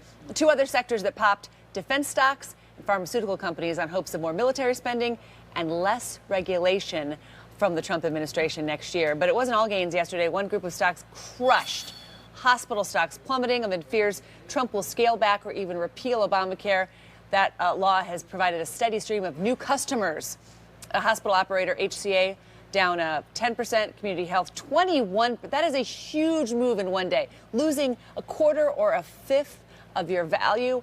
Almost unbelievable there. You can check all this out. Check out the MoneyStream app, if you will. It's business news personalized. Get the latest on business leaders, the stock market, and tech all in one feed. Download it now on the App Store or Google Play. A lot of people yesterday were sort of joking about that big rally in cap. They're like, Donald Trump's going to build a wall. He's going to have American-made equipment to do it. That's why the stocks are up. But it's really an infrastructure play. All right, Early Start continues right now.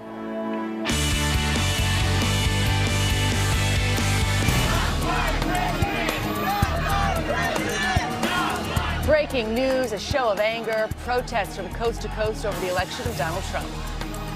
A show of peace, peaceful transition of power. President-elect Trump set to meet with President Obama in the Oval Office. Then Trump goes to see this man, House Speaker Paul Ryan, to talk about the Republican agenda. Good morning, everyone. Welcome to Early Start. I'm John Burton. And I'm Christine Romans. It's Thursday, November 10th. It is 4 a.m. on the nose in the East. We welcome all of our viewers here in the U.S. and all of you around the world. Breaking overnight protests against the Donald Trump presidency. Protests across the country from Philadelphia to San Diego, Des Moines, at least 24 cities, with many demonstrators chanting, "Not my president, not today."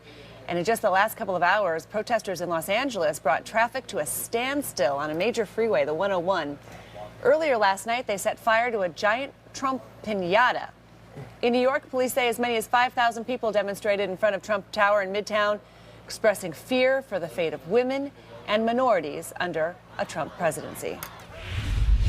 Donald Trump will reenact harsher stop and frisk laws that will wind up putting so many people back into prison. Also, deep fear at the sexism that will be bubbling up through the United States. As a woman and as a Latina, I feel very upset and oppressed. Thousands also massed in front of Chicago's Trump Tower, blocking traffic as they marched down Lakeshore Drive. A more muted demonstration in front of the White House overnight and a candlelight vigil where participants chanted and sang protest songs as thousands of people watched on Facebook Live. All right, at this moment in Trump Tower, just across Central Park from here, the work is underway to launch the Trump presidency. Just 72 days until the inauguration. Donald Trump needs to fill 4,000 executive branch jobs. More than 1,100 of them need Senate confirmation. Before he gets to that, this morning, a picture that many Americans may never have imagined. Most Democrats may never have dreamed about it. And President Obama, it's hard to know whether he even considered this possibility. President Obama will meet President-elect Trump in the Oval Office. For the latest on this meeting and the transition, I want to bring in CNN's Sunlen Sirfati in Washington. Good morning, Sunlen. Good morning to you, John. Well, this is the first real meeting that President Obama and now President-elect Donald Trump will ever have. And we all, of course, know their storied relationship, from Donald Trump's major role in the birther movement to President Obama's real fiery rhetoric against Donald Trump on the campaign trail this last year.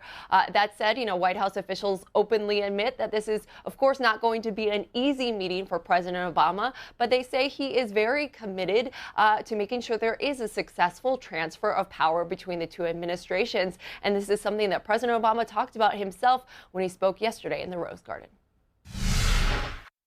And I'm looking forward to doing everything that I can to make sure that the next president is successful in that.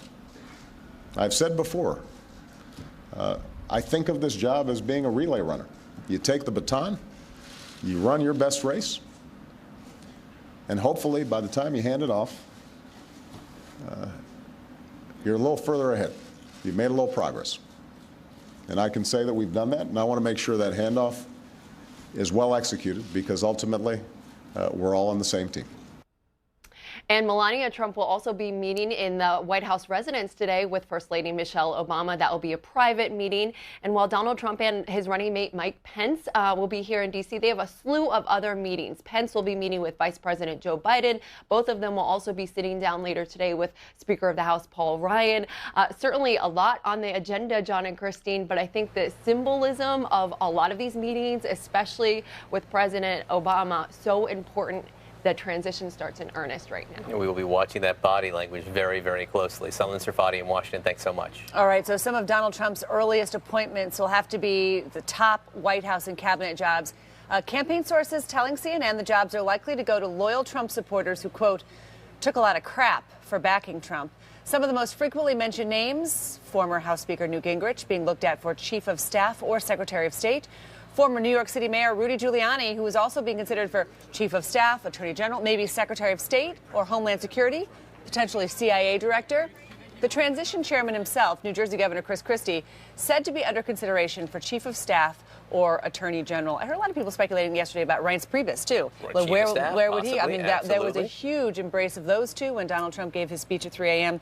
Gosh, was that only 24 hours ago? Michael Flynn, former right. general. Look, a lot of the times this is because they just don't know, and they're considering a lot of people. A lot of this time, though, it's a way of saying thank you to someone, even if you're not really considering them, because if you say you're considering someone as Secretary of State, that's quite a compliment. So it's thank you for your service. I'm considering you. I'm not going to choose you ultimately. I'm considering you as a co-anchor. Exactly. Well, but I'm just floating that idea. He's going to float that out there. Just a compliment. All right, two of Donald Trump's most outspoken critics, they are offering up an olive branch of sorts. Democratic Senators Bernie Sanders and Elizabeth Warren.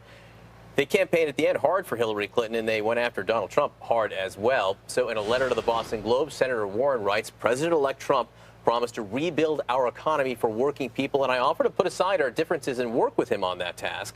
When he takes the oath of office as the leader of our democracy and the leader of all Americans, it is my sincere hope that he will fulfill that role with respect and concern for every single person in the country who, no matter who they are, where they come from, what they believe, or whom they love.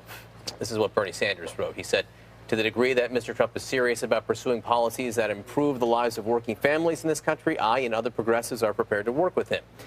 To the degree that he pursues racist, sexist, xenophobic, and anti-environment policies, we will vigorously oppose him. The Vice President, Joe Biden, in his first public comments following the Trump victory, he is seeking to reassure Jewish leaders about the U.S. commitment to Israel in a Trump administration. Biden spoke to the World Jewish Congress Wednesday night and vowed American support will not waver. I stand here to tell you that I have no doubt, none whatsoever, that in the Trump administration there will be no diminution of support as a consequence of this transition. Even if the new administration were inclined to reduce the commitment, which it is not, Congress would never let it happen. The American people would never let it happen. Biden said he was responding to concerns from friends in the Jewish community who were anxious about the change in power following, one of the most divisive campaigns in modern memory.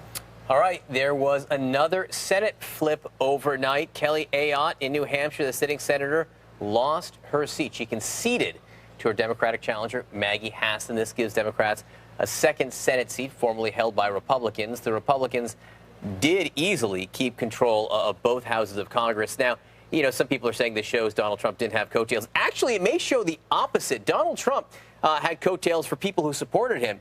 Kelly Ayotte, not one of them. She actually split from Donald Trump. Joe Heck in Nevada, who lost a Senate race there, he split from Donald Trump. Mark Kirk in Illinois, who may have had plenty of other issues, but he too lost and had split from Donald Trump. And this is something that Kellyanne Conway and Trump supporters said all along. He said, you know what?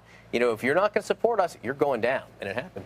Well, North Carolina Attorney General Roy Cooper has declared victory in the race for governor. State election officials say not so fast. Officially, that race remains too close to call. Cooper is some 5,000 votes ahead of incumbent Republican Pat McCrory, 100% of the precincts reporting. But the race could now hinge on tens of thousands of outstanding absentee, military, and provisional ballots. CNN has still not made a projection in the North Carolina gubernatorial race. All right, you want to see a visual representation of a transition? This is the campaign plane used by Hillary Clinton's running mate Tim Kaine, the decals being torn off. This was happening in Richmond, Virginia overnight. We are told that the Secret Service detail drove Senator Kaine and his family home and then left. It is always remarkable to me how much time and energy people and their families spend running for office, and then when it's over, it's over. If you lose, it's over. You want to know something about Senator Kaine also? This is the first time he's ever lost an election. Senator Kaine has never run for office and not won before. So he personally has never felt this before. Oof. All right. Let's talk about money. Wall Street gives an emphatic welcome to President-elect Donald Trump. An early freakout in global markets and then a rally. The Dow jumping 256 points. It was flirting with record highs all session, now just 46 points away from hitting an all-time high. It will not take much. Spitting distance, shouting distance to a record high. NASDAQ and S&P also had about a 1% gain yesterday. So why the turnaround from a nearly 900-point drop in futures as Trump was winning the race? So global markets were freaking out when Trump was winning and then spent the whole day turning the mood around. In part, it's because of his victory speech and then Clinton's concession speech. Trump raising hopes that he will help the economy and he will scrap some of his more extreme campaign positions. Plus, with the GOP control of Congress, he could get some some stuff done that the markets like. The buying accelerated after Clinton's graceful concession and her emphasis on unity. More gains possible today. Dow futures are higher. Stock markets in Europe just opened an hour ago. Solid gains there. Shares in Asia rebounded overnight following those very deep losses. In general, what investors are saying is, look, if this is going to be a more traditional transition, which it appears to be, and you don't have real division in America, you've got GOP in control of the White House and Congress, you could have a rollback of regulations, which business likes. I think you will have a rollback of regulations. Tax reform, maybe lower corporate tax rate. I think you will which see they tax cuts. Cut and simplify personal income taxes, and you could have an infrastructure build, which would really help some of those stocks that popped yesterday. Repeal and replace Obamacare. That's sort of messing up there's making a lot of moves in the hospital stocks and the drug stocks, but you know, there's a lot to talk about and a lot to chew over for investors. Indeed. All right. Now that the election is over, the whole part about governing this giant country begins. How will Donald Trump do that? Who will he hire to be part of his administration? And what does this all mean? When Early Start continues.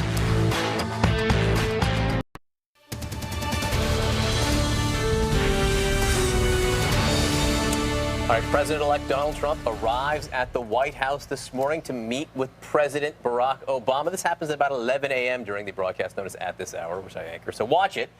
The pair will begin the transition of power and the process of bringing this country together. It really has already begun with the speeches from Donald Trump, Hillary Clinton, President Obama, the Speaker of the House. Joining us now to discuss all of this, Ellis Hennigan, political analyst and best-selling author, Eugene Scott, CNN politics reporter, and CNN political commentator Simone Sanders, who was the former press secretary for the Bernie Sanders campaign. So we've heard from President Obama already today during this broadcast. Donald Trump meets with Paul Ryan in Washington today as well. And I want to play a little bit of what Paul Ryan said yesterday because it relates to where we are this morning. Let's listen.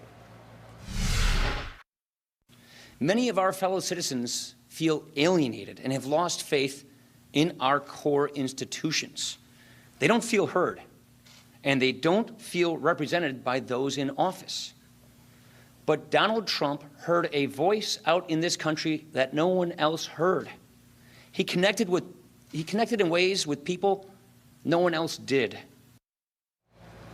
So there's truth in what Paul Ryan just said there, Ellis Hennigan, and I want to juxtapose what he just said about the people who voted for Donald Trump with what we saw on the streets overnight in cities across the country, people protesting, upset over the results of the election, feeling like they are unheard. It's a targeting question, right? I mean, he's clearly right. There's an awful lot of alienation out there, but depending on where your sympathies lie, indicates who it is that you sympathize with, right? So is it the white working class people whose jobs have gone off to China, or is it the dreamers who are here in America trying to make a life for themselves, or African Americans who still suffer tremendous unemployment? I mean, you can go down a list of 20 different categories. You tell me what you care about, and I'll tell you who's on your list. John, I listened to him yesterday, and I was trying to figure out. You know, he congratulated Donald Trump for this stunning, pulling off this huge political feat, right? Mm-hmm. But Paul Ryan was not out there campaigning with him, and a lot of people kept wondering, what's Paul? You know, does Donald Trump like Paul Ryan? Mike Pence had to be asked 4 times whether he supported Paul Ryan, you know, in a quest for the speakership. What did you hear when you heard Paul Ryan speaking? I heard we won. I heard Republicans declaring victory and saying that, you know, it all worked. And Eugene, it's interesting. Paul Ryan did not work for Donald Trump at the end there, but he did open the door or help keep that door open for Republicans across the country to come home. And without that, which really happened over the last 3 weeks of the campaign, whether it be because of James Comey, whether it be because of the Obamacare premiums, whether it be because Donald Trump stopped tweeting, but Republicans deciding that they were going to rally behind their candidate and now president-elect was the phenomenon that helped them win the election, or one of them, and maybe one of the phenomena that helps push him through the first 100 days of the presidency. Yeah, he invited many Republican voters to come home, but many of them are coming home to a mess. I think you showed in the exit polls that a significant percentage of people who voted for Donald Trump, about 34%, didn't approve of him or aren't excited about voting for him. So but they voted for him anyway. When I looked at those exit polls and I saw how they didn't have the temperament, they were scared or concerned about a Trump presidency. But they voted for him anyway. I mean, that's just remarkable to me. They did, and many of them will tell you it's a vote against Hillary Clinton. At the end of the day, when you had a choice, you chose Trump. And the reality is there's a lot of conversation right now about division among the country, as we see with these protests. But the fact is there's significant division within the Republican Party. And whether or not they will be able to accomplish everything that Donald Trump has proposed remains to be seen, and quite frankly, isn't likely. There are people who just aren't even on the same page right now. Yeah, and some of it's tribal, let's be honest. Very, very people much. Come home. That's what they do, John. They come home. That's what I do every day after work. Let me ask you, Simone, I really would like your, Elizabeth Warren and Bernie Sanders, your old boss, these are people who really shared some of the concerns of the populism of the Trump supporters. Where do they fit into where we go from here? I mean, we heard their statements yesterday. What role do they have in sort of appealing to this working American voter angst? Well, I would also say that they appeal to the populism of Democratic voters who also feel that. We talk a lot about the white working class, but there's a black working class in this country. Black folks, too, lost jobs when factories pulled out, when NAFTA, CAFTA, and permanent normal trade relations with China. I used to do trade work, so we studied this a whole lot. So the role that people like Bernie Sanders, people like Elizabeth Warren have is they are legislators. They still have to legislate. And that is where you saw these statements come out. Senator Sanders takes his job as a legislator very seriously. There were times during the primary when we couldn't get him to come out to the campaign trail because he said, I have to go to the Senate. So we really have to get some work done as Democrats somewhere, somehow. And that's what you saw Senator Sanders and Elizabeth Warren doing. Now, mind you, there are other people, other progressives, activists that are, some of them are party officials, some of them are folks in the street, some of them are people that voted but that don't like the outcome, that are not ready to go where Senator Sanders and Senator Warren have gone. There are people that are still ready to, shut stuff down, flip stuff over, and that are calling for this revolution, that don't want to work with Donald Trump, that are calling for obstructionism, the unprecedented obstructionism we saw from Republicans when President Obama was elected. So we still have to do some reckoning within our own party as well. All right, Simone Sanders, guys, everybody stay with us. A really great conversation and so much to talk about. This was a cornerstone of Donald Trump's campaign, a vow to wipe out ISIS fast. Now the terrorists are mocking the president-elect with insisting that he's going to destroy America for them. Where does the fight against ISIS go from here? Really compelling report on that next. Defeating ISIS was one of the cornerstones of Donald Trump's campaign. He has promised repeatedly to wipe out the terrorists fast. But can he deliver? Some in ISIS are actually celebrating Trump's victory. They're referring to him as a donkey who will destroy America by itself. One ISIS sympathizer wrote, 9/11 was the beginning of the Renaissance. 11/9 will be the beginning of the fall. CNN's Nick Robertson near the front lines of the war of ISIS. He joins us live from Erbil, Iraq. Good morning. There's this big push to retake Mosul, and now the United States 72 days until a new president takes over. Yeah, and this new President-elect Trump, is going to inherit, if you will, a Mideast that's never been so chaotic for any other president coming to office. The Middle East, for their part, is inheriting a president who, perhaps more than previous presidents, they have worries and questions about. Donald Trump's comments about Muslims has many here worrying what the relationship with this region will be. They hear that he'll fight ISIS. They like that idea. You have the Iraqi prime minister here, the Kurdish president, both congratulating Donald Trump on his election and saying that they want him to, double down on ISIS and fight terrorism. But he's also talked in this region about, if you will, handing the reins of tackling ISIS in neighboring Syria to Russia. And if you do that, that implies that you're giving support to President Bashar al-Assad, that you're giving support to the Iranians. And the United States, big allies here that spend a lot of money in the United States, like Saudi Arabia, buying billions of dollars of weapons, and other Gulf states, and Turkey as well, would not look very kindly upon that. There's a brewing sectarian tension. The relationships in this region are a deck of cards built on sand. Move any one of those cards, you risk bringing the whole thing down. Yet at the same time, as we see with Russia here right now, if you do nothing, then your enemies can take advantage. So this is going to be a very troublesome region for Donald Trump to inherit, to deal with. Christine? A deck of cards built on sand, a very very apt metaphor. Thanks so much for that, Nick. All right, breaking overnight, there have been anti-Trump protests in a bunch of cities across the country. So how does the president-elect heal this division? Does he try? It's coming up.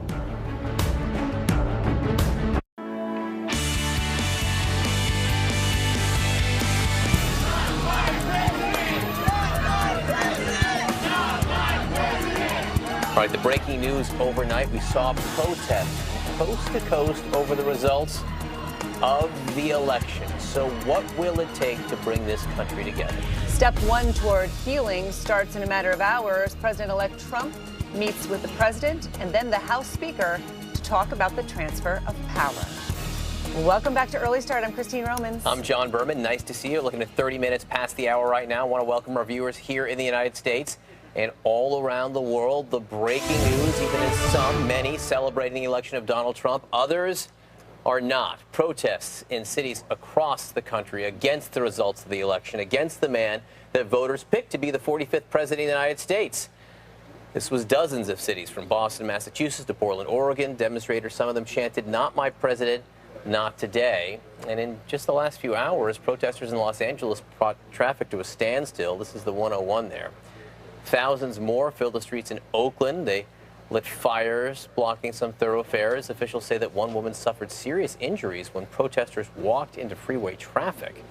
In New York, police say as many as 5,000 people demonstrated. This is in front of Trump Tower in Midtown. Some expressed fear for the fate of women and minorities under a Trump presidency. Donald Trump will reenact harsher stop and frisk laws that will wind up putting so many people back into prison. Also, deep fear at the sexism that will be bubbling up through the United States. As a woman and as a Latina, I feel very upset and oppressed.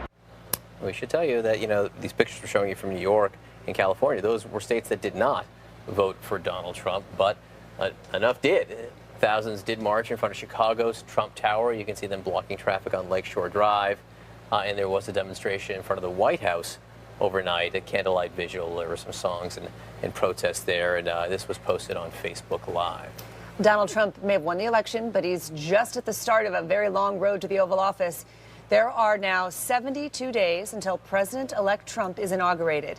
In that time, he has to make more than 4,000 executive branch appointments. More than 1,100 of those require Senate confirmation. Step one happens this morning as President Obama meets with President-elect Trump in the Oval Office for the very latest on this transition now underway.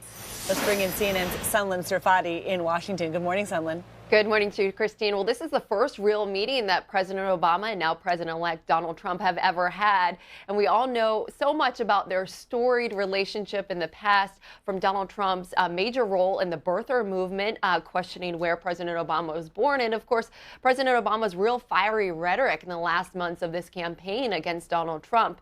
White House officials openly admit that this meeting today, scheduled between them, is not going to be an easy one for President Obama. But that said, they say he is certainly very committed to make sure there is a successful transfer of power between the two administrations. And this is something that President Obama touched on yesterday when he spoke in the Rose Garden. And I'm looking forward to doing everything that I can to make sure that the next president is successful in that. I've said before, I think of this job as being a relay runner. You take the baton, you run your best race, and hopefully, by the time you hand it off, you're a little further ahead. You've made a little progress. And I can say that we've done that, and I want to make sure that handoff is well executed, because ultimately, we're all on the same team. And Melania Trump will also be meeting with First Lady Michelle Obama today privately in the White House residence. Mike Pence will also be in town with Donald Trump. He also has a slew of meetings. He'll be meeting with Vice President Joe Biden, and both Trump and Pence will be sitting down later this afternoon with Speaker of the House Paul Ryan. So certainly here, John, a lot on the agenda, but I think we cannot overstate the importance of the moment, Christine, for when President Obama and Donald Trump sit down. Yeah, remarkable. Just a remarkable moment. I know we'll be watching closely. Thank you so much, Sunlen, for that. All right, so as far as filling those key jobs in a Trump administration, sources tell CNN the jobs are likely to go to loyal Trump supporters who, quote, took a lot of crap for backing him. Some of the names mentioned, floated, I should say, include former House Speaker Newt Gingrich, possibly as Chief of Staff or Secretary of State, former New York City Mayor Rudy Giuliani, maybe as Chief of Staff, Attorney General, Secretary of State, Homeland Security, CIA, or some intelligence post.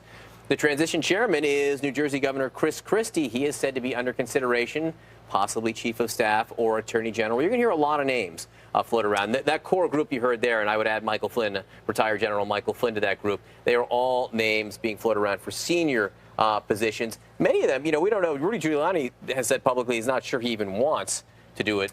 But it's a way of also saying thank you to the econ team. He's got some billionaires who've been advising him. Carl Icahn, Wilbur Ross, and others. You wonder, would one of those want to be a Treasury Secretary, or when you're a billionaire, kind of with a huge sprawling? His finance chair, I think, is the leading candidate for that, Mnuchin, right? Yeah, Steve Mnuchin, who used to be at Goldman Sachs, who's been his finance chair for this whole time. Look, Peter Thiel, the contrarian Silicon Valley investor, who knows? That'll be really interesting to see how that works out. Okay, Vice President Joe Biden made his first public comments following the Trump victory.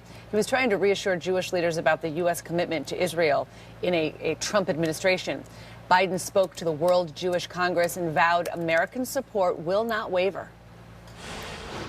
I stand here to tell you that I have no doubt, none whatsoever, that in the Trump administration there will be no diminution of support as a consequence of this transition. Even if the new administration were inclined to reduce the commitment, which it is not, Congress would never let it happen. The American people would never let it happen. Biden said he was responding to concerns from friends in the Jewish community who were anxious about the change in power following one of the most divisive campaigns in U.S. history.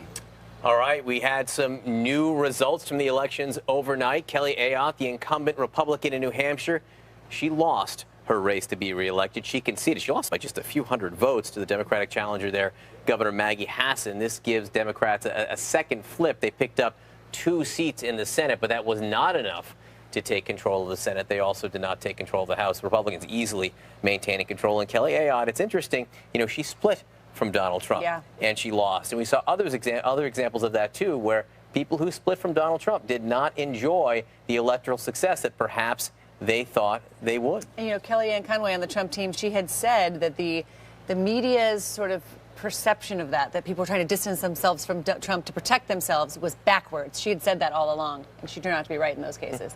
Well, North Carolina Attorney General Roy Cooper has declared victory in the race for governor. Officially, the race remains too close to call. Cooper is some 5,000 votes ahead of the incumbent Republican Pat McCrory, with 100% of the precincts reporting. The race could now hinge on tens of thousands of outstanding absentee, military, and provisional ballots. So CNN has still not made a projection in the North Carolina gubernatorial race. All right, if you want to see a visual representation of what a transition is, this is the Tim Kaine campaign plane. You can see the Clinton logo decals being pulled off the plane. This happened overnight in Richmond. The plane took Tim Kaine back to Richmond after his appearance with Hillary Clinton here in New York. And after this plane was stripped down, Tim Kaine driven home, and then the Secret Service dropped him off and left. So you say he's never lost an election? Tim Kaine has never been on the ballot for an election and lost before. This is a first for him. Mayor of Richmond first, and then governor, and then senator, and now this. Wow. All right, one of the first things Donald Trump plans to do as president, repeal and replace Obamacare. Both actions will take a huge effort from Trump and Congress. Trump says on day one he will ask Congress to repeal Obamacare. Now, that won't happen overnight. The House has voted more than 60 times to repeal, defund, or replace some parts of Obamacare. None have passed.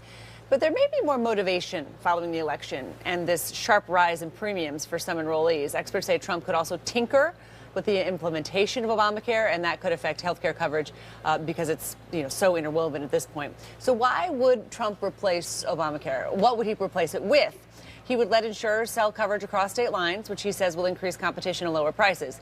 He would make insurance premiums tax deductible and allow safe prescription drugs to be imported. And one of the things you're hearing about the whole replace idea is that there's work already been done to make sure that people who are 26 years old and younger can stay on their parents' health insurance, that you would not throw people out who have pre-existing conditions and not let them apply for health insurance.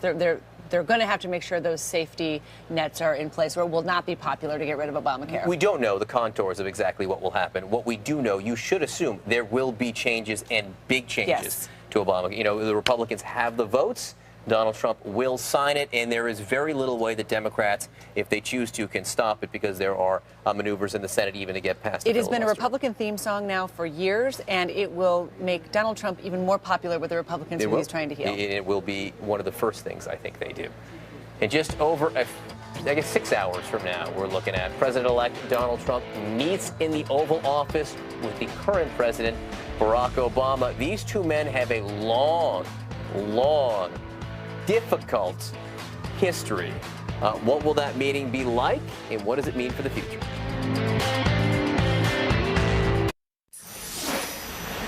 The big story is that America woke up this morning and was like, did I do that? That's right, Donald Trump is going to be president.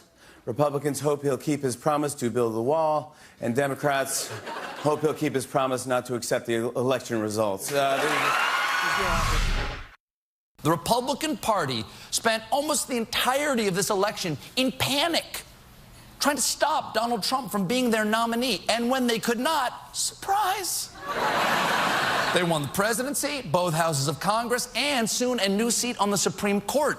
It's like the GOP got caught in a plunging elevator, and they all fell screaming 10 stories down and then landed gently to have the doors open on a candy store where everything is free. It was a weird night. Weird night. It felt weird to be watching the news.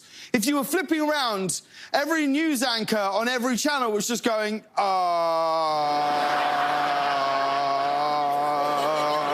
then it would just go to commercial. My wife and I went to watch the election returns at a friend's house. And before we left, we put our 8-month-old son to bed, and I was holding him, and I said to him, when you wake up tomorrow morning, we might have our first female president. And then when we came home around midnight, I went into his room, shook his crib until he woke up, and screamed, "We have to get out of here!" Oh, the late night hosts, they had really made a play, I think, on the Hillary Clinton presidency, and they were stunned. You can see it. You know, I mean, it speaks a lot to the divide in this country. You know, the West Coast, the East Coast felt one thing. The urban, suburban, the urban and rural. A lot of folks in the middle felt differently.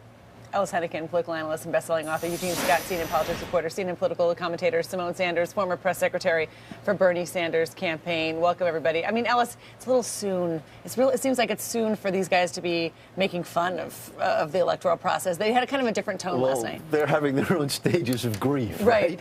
I mean, listen, it's always disappointing to lose an election, right? I mean, we've always pulled for people, and they don't always win. I don't remember late night being 100% in one camp before. Do you? No, but this is different. The emotions are more raw. I think that it was a more personal campaign than we're used to, and I think it's going to take even some comics a little while to get used to. You know, I just am struck by there's a lot of, you know, clothes ripping and finger pointing and self-loathing going on here by a lot of people. Clothes ripping. That's okay. You know what I'm saying. My point is this: is that the national polls were not wrong. I mean, Hillary Clinton won the national vote, will win the popular vote, and probably grow as they come in more votes. In most of the polls, probably were very, very close. So in that sense, it wasn't wrong. The statewide polls were a little bit hanky, you know, a little bit different, but it was very close there. So, you know, the idea of what was missed here, Eugene, it seems like a fairly narrow but hugely significant thing. It was the amount of angst felt by a section of voters in this class, non-college whites, in a section of the country. And we're talking about, you know, the Rust Belt, this part that's been sort of left behind the last few years. Very much so, and we had an idea that that was going to happen to some degree. What we weren't so certain about was that he was going to get support beyond that. I saw an article this morning that he won most white women. Yeah. He won most white men. And so we continue to say, I know I certainly said that he could not win without going beyond his base. The fact is he did go beyond his base. He won more Latino, a larger percentage of Latino and black voters than Mitt Romney. Slightly, but he did, yes. He didn't get crushed among them. He won 16% of black men. I mean, the conventional wisdom was that the things he said were going to kill him with those groups. And the conventional wisdom, Simone, was just wrong. It was wrong. I mean, I know a lot of people in my family. I found out yesterday that really, you know, close family members, older black men voted for Donald Trump. And I was shocked. So I think we were all a little bit shocked. We all didn't necessarily have a great handle on who the electorate was, but now we know. Now we know exactly where we are. So the question is, where do we go moving forward, and how does this shake out for later in 2017? And I just want to hit on trade really quick. You know, we have a lot of conversation about trade and the Trans-Pacific Partnership, but the reality is, out of the 29 chapters in the Trans-Pacific Partnership, only 3 actually have to do with actual trade. The other 26 chapters have to do with things like environmentalism, environmental protections, biomedicals, intellectual property, all you know, where our food comes from, pharmaceuticals.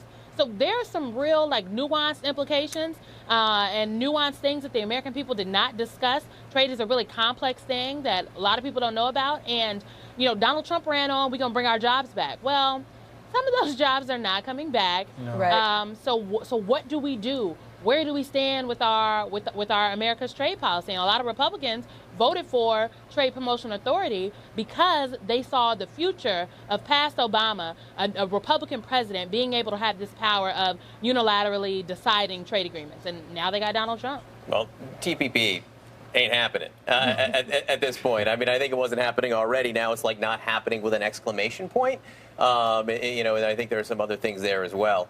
Interesting to hear what you said about your family, some family members who voted for Donald Trump. And again, Eugene, I'm just struck by the fact, though, I'm not so sure that what we were seeing in the polls was as much wrong as what people chose to believe. The conventional wisdom was absolutely wrong.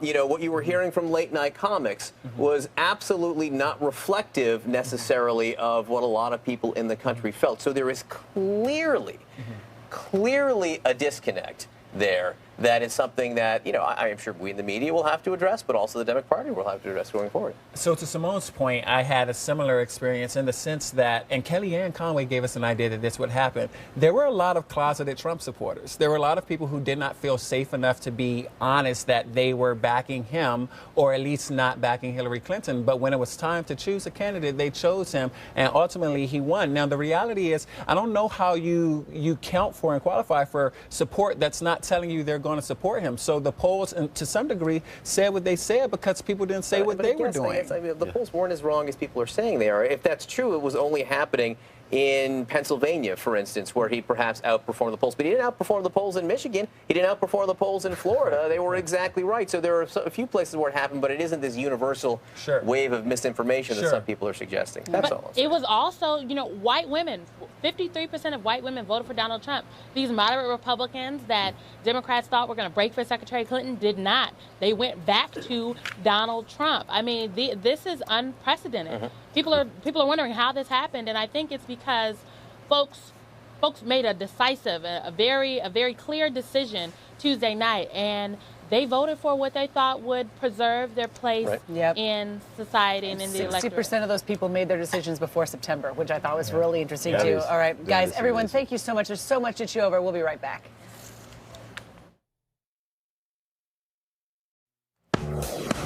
Let's get a check on CNN Money Stream. The Dow just 46 points away from a record high. Futures pointing to more gains at the open. It could happen. It could have a record. Big gains Wednesday. Yep, you heard me right. Big gains. As investors watch Trump's victory speech and Clinton's concession speech, their tone, their words erased deep losses in futures. Deep losses in futures. When the election results came in, you know, the Dow went down almost like 900 points in the futures market. Stock markets in Europe and Asia, they are all higher right now as well. So Wall Street welcoming Trump, but some big name CEOs, they're being cautious. Starbucks CEO sending a letter to employees titled Onward Together. He writes, quote, as Americans, we must honor the democratic process. We have a president-elect in Donald Trump, and it is our responsibility as citizens to give him the opportunity to govern well and bring our country together, end quote. Of course, he had supported Hillary Clinton. How about make coffee that tastes better? Yeah, make coffee that tastes better. JP Morgan Chase CEO Jamie Dimon, quote, we've heard through the democratic processes in both Europe and the United States that frustration that so many people have with the lack of economic opportunity and the challenges they face. We need to listen to those voices. And the Facebook CEO, Mark Zuckerberg, posted that watching the election with he watched the election results with his young daughter. It inspired him, he said, to work even harder to fix the world's problems. A lot of these folks in Silicon Valley, there's another set of CEOs in Silicon Valley who were yesterday trying to get a petition to secede from the United States, you know, have California secede from the United States. So some of the Silicon Valley executives are not as, I think, nice about it as those guys are. Interesting. All right, that's early start for today. I'm Christine Romans. I'm John Berman. There was reaction all night. We saw protests on the street all night over this election. But today, another chance to bring the country together. New Day picks it up right now. Not my president! Not my president! Now it's time for America to bind the wounds of division and unify our great country. We must accept this result and then look to the future. This needs to be a time of redemption, not a time of recrimination. I promise you that I will not let you down. We're not Democrats first. We're not Republicans first. We are Americans first. This is CNN Breaking News. Good morning, everyone. Welcome to your new day. It is Thursday, November 10th, 5 o'clock in the East, and we do begin with breaking news because thousands of people taking to the streets in cities across the country to protest President-elect Donald Trump. Demonstrators stopping traffic on major freeways, some setting fires in the middle of the street, many chanting, quote, "Not my president." Democracy is about a fair process, not outcomes that everyone likes, and many in this country are experiencing a range of negative reactions. The idea of two Americas will be captured in this big meeting today. President-elect Trump heading to Washington to meet with President Obama to begin the transition of power. We have it all covered for you. Let's begin with Deb Fayrick live outside Trump Tower in New York. I was down there last night. A lot of angry voices. Yeah, there were a lot of angry voices indeed. A lot of people chanting, "Not my president, not my president." Also, "Hey, hey, ho, ho, Donald Trump has got to go." You could feel the anger here on the streets, Chris, and not just here in New York, but all across the country. People feeling that Hillary Clinton, who had been predicted to be the winner of this election, having failed to clinch the win, they're very upset, they're very disappointed, and they're taking that anger to the streets.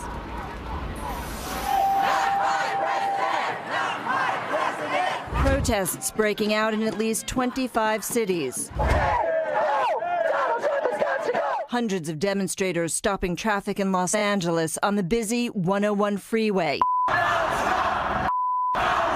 While thousands more protested on the streets of LA, burning Trump's head in effigy. Police arresting dozens of protesters across the country. In Chicago, thousands marching down an 8-lane highway to the site of Donald Trump's hotel.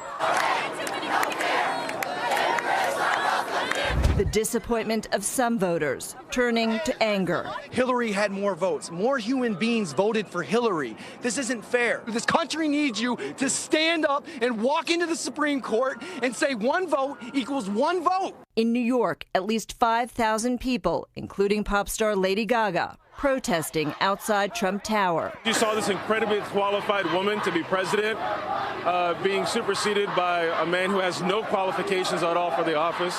Thousands more targeting Trump's newest hotel in Washington, D.C., just blocks from the White House. The march turning to peaceful demonstrations and vigils. Most of these protests erupting in major cities where Hillary Clinton won, like Portland, Oregon, and Denver, Colorado.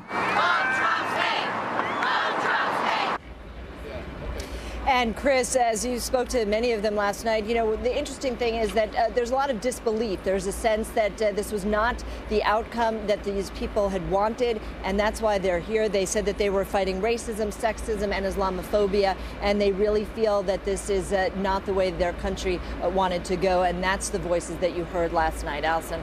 Deb, we have heard from so many people that they feel that this is just a surreal dream that they continue living in, and so we can see them trying to process it now. Deb, thank you for that reporting. President Obama and Donald Trump will meet this morning at the White House. This is their first public step towards a peaceful transition of power, but of course, there's been a lot of bad blood. CNN's Athena Jones is live in Washington with more. How's this going to go, Athena?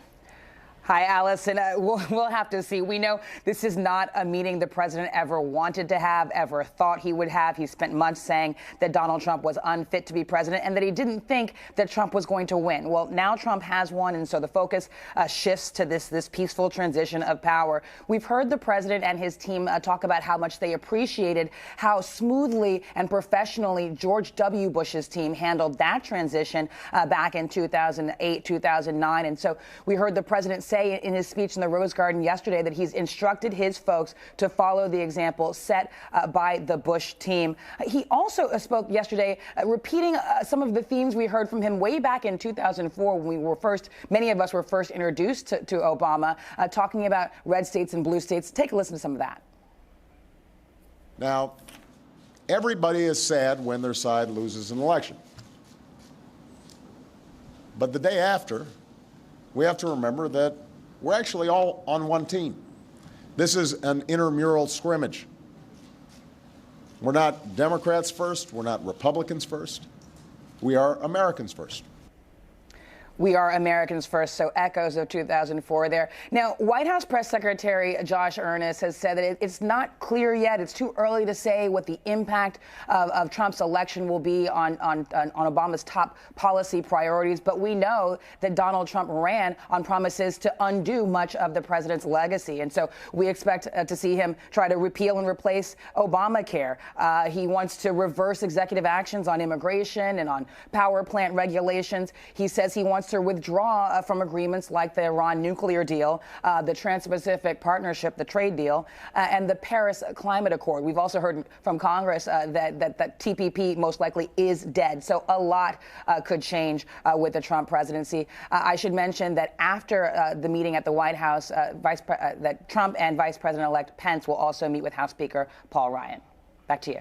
There are different aspects of legacy, right, Athena? I mean, you have the policy parts, but the people on the streets, at least here in New York, last night that I was seeing, this is about the legacy of tolerance and what will the America become under a President Trump. So those are questions that remain to be answered. Another big list of questions is who's going to be part of this government? You know, Trump just has a couple of months now to fill thousands of jobs as he prepares his administration. It's one of Washington's favorite parlor games. Who's going to get which spot in the cabinet? CNN's Sunland Safadi live in Washington with a look at some of the names being floated. What are you hearing?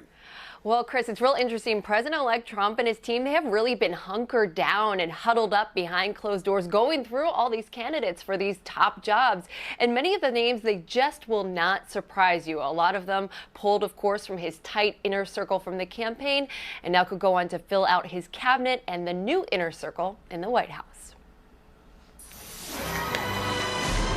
On day 2 as president-elect, Donald Trump now looking to turn his promises into policy,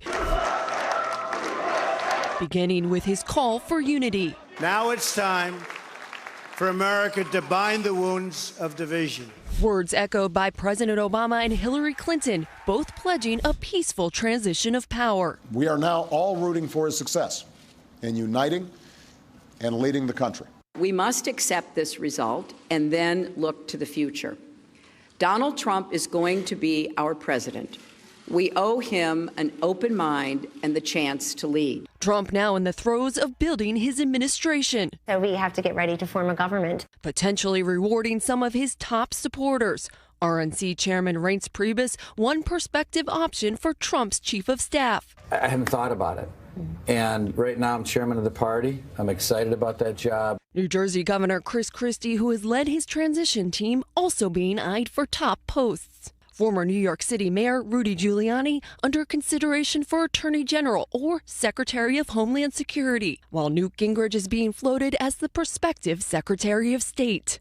Other possible cabinet picks, Alabama Senator Jeff Sessions for Defense Secretary, billionaire businessman Carl Icahn for Treasury Secretary, and retired Army General Michael Flynn for National Security Advisor. When Trump takes office in January, he'll have extraordinary power to push through his agenda with Republican majorities in both houses of Congress. He heard those voices that were out there that other people weren't hearing, and he just earned a mandate.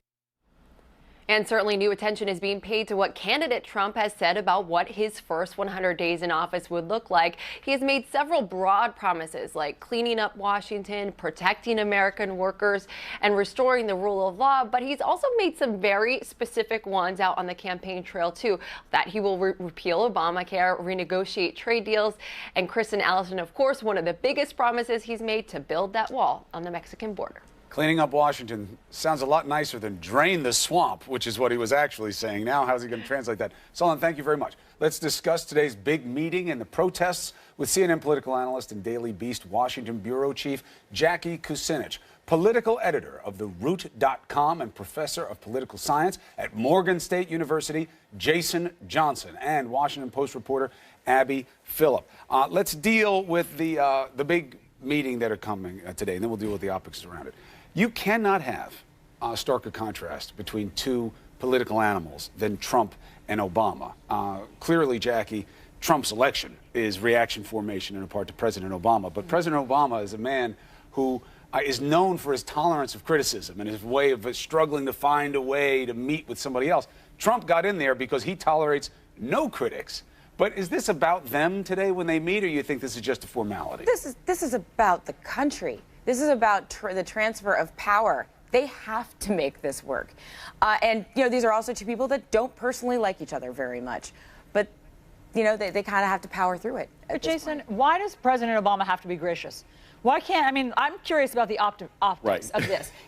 Are he and First Lady Michelle going to the front door and going to glue smiles on their face and graciously open their arms and their home to Donald Trump, the man who questioned President Obama's birth, his citizenship, his family, his credentials, his legitimacy? Or can they just send an intern to the front door to let him in? You know, you would think, that's what a lot of people think they would do, Allison. But here's the thing. This has always been President and Senator Barack Obama. He's always been the dad in chief. He's always been the one who wanted to be more gracious. He's always been the one who's been noble. It's, in fact, one of the things that he thinks has defined his presidency, his desire for his civility, his desire to be reasonable. I'll be honest with you, I don't think it's going to be like that when they're together and it's private. I think it might be a lot more contentious, but I think publicly at least, Barack Obama recognizes that no one benefits, no one in this country, no one in the government benefits if they appear to be cantankerous and hostile. But in private, you think that they're actually going to go at it a little bit? Yeah, I wouldn't be surprised. I mean, given who's he talking to?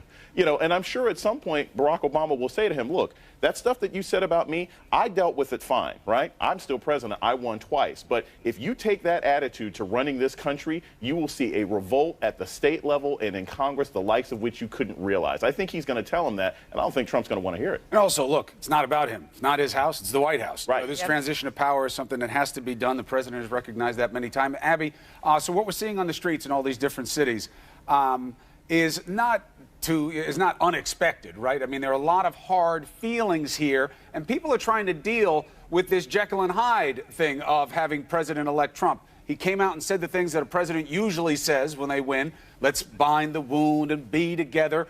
The problem is, for many of those people on that street, and you know, millions and millions of people across the country, he created the wounds. So how do you deal with that contrast?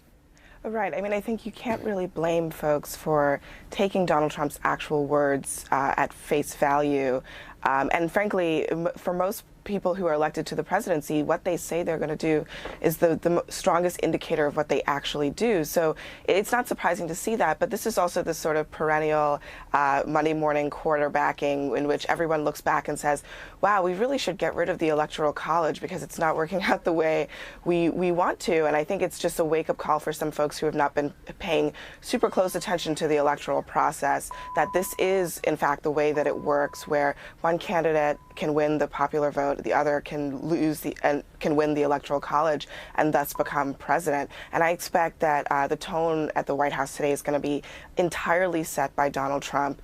You know, if he comes out the way that he did on Tuesday night and is very conciliatory and has a plan for how he's going to express a desire to bring the country together, I think that this will be a meeting that is cordial in public and cordial in private. I don't think President Obama feels that this is the opportunity for him to settle scores with Donald Trump at this point. Jackie, I predict it will be very cordial in public and private, because when you meet with Donald Trump one-on-one, he is polite. and he is connected, and he does sort of feed off the dynamic of wanting you to like him and all of that stuff. And so I think that it's going to go so much differently than it ever did in public between these two.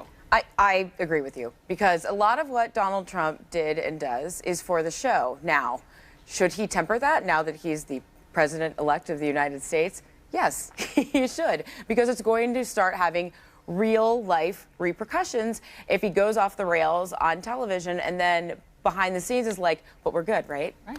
Well, also, look, I mean, I forget who it was, but somebody in The Atlantic talked about the difference between the media and Trump's followers in terms of how they view Trump, that the media takes Trump literally but not seriously, and his followers take him seriously but not literally. Right. So he has an advantage in this, which is where pleasing his base, Professor, is the easiest thing for him to do. You know, they got him in there. They feel vindicated.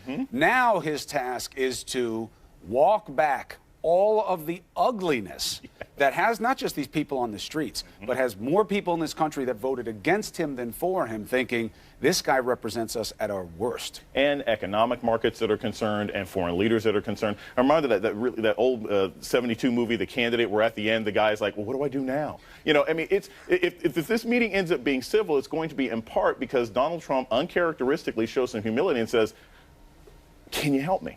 I mean, now, that would be amazing if he did, but if he said, look, you know, I recognize I've never done this job before. You know, President Obama, can you give me, say, 2 pieces of advice that I could use going forward? If that's what happens in this meeting, and I doubt it, but if that's what happens, I think that'll be a good sign going forward. Unfortunately, we'll never know, Abby, because this will happen behind closed doors. And so we won't know exactly what these two say. And, you know, they won't come out and sort of reveal it, I don't expect. So, you know, it's just going to be fascinating to watch this from a distance. Yeah, the best we'll get is a photo op that I predict. This is the one thing I will predict. It is going to look extremely awkward. Yes. We are going to have 2 people who really hate each other, sitting next to each other on a couch with cameras flashing. But that's what we do in this country, and that's what I think we're going to see today. And I don't expect to see any drama, but I also don't expect that Donald Trump, who has not had a history really of reaching out to people in this way for sort of advice or you know, anything really. I think he believes that he can do this job, and he's going to go into it believing that the guy who did it before him didn't do a good enough job. And that's why he was elected on Tuesday. Panel, thank you. Stick around if you would, because we want to talk about Donald Trump's transition team. He's working furiously to prepare the president-elect for the first 100 days in office. So what will it look like? How will Donald Trump govern? All of that is next on New Day.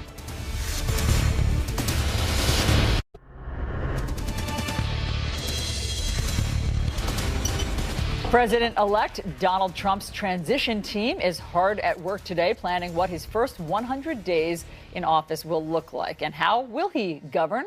Let's bring back our panel for some insights. We have Jackie Kucinich, Abby Phillip, and CNN senior political reporter Manu Raju. Manu, let me start with you. Here's what he has said he wants to do on day 1, and that was drain the swamp, propose congressional term limits, freeze hiring at some federal agencies, reduce federal regulations, have ex-government officials wait 5 years to become lobbyists, ban officials from lobbying on behalf of foreign governments, ban foreign lobbyists from U.S. elections. How much of that is doable, Manu?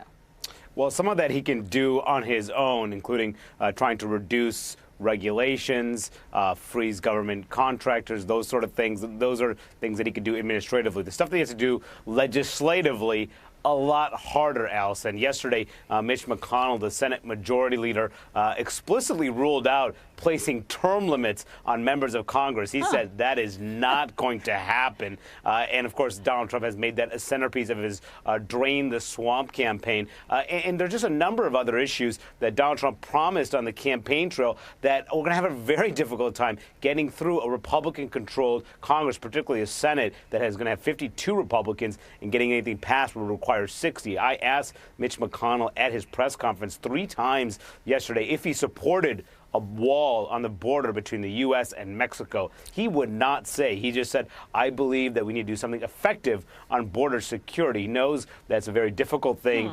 that Republicans, is uncertain whether Republicans can get behind. It really just shows, too, it's uncertain. Republicans don't know if this is Donald Trump who's going to come in and push Republican ideas like tax cuts and overhauling and repealing Obamacare, or instead champion those very controversial and populist proposals that made him that helped propel him to office. Allison and Chris. Campaign and poetry governed in prose, Jackie Kucinich. I mean, you know, it doesn't fit as well here because there's nothing really poetic about what Donald Trump was saying. A lot of it was ugly and divisive. But the good news for him is he's not going to lose his base. He doesn't have to build the wall on day one. You know, he doesn't have to go on some intolerance campaign. He just has to get things done. And there's got to be a whole list of things other than term limits that will look like progress to people and quickly.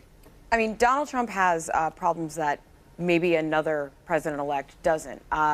Kim Dozier and Shane Harris at the Daily Beast have a story today that they are having trouble even staffing the intelligence and national security down, not just the cabinet secretary, the people who actually make the government run day to day.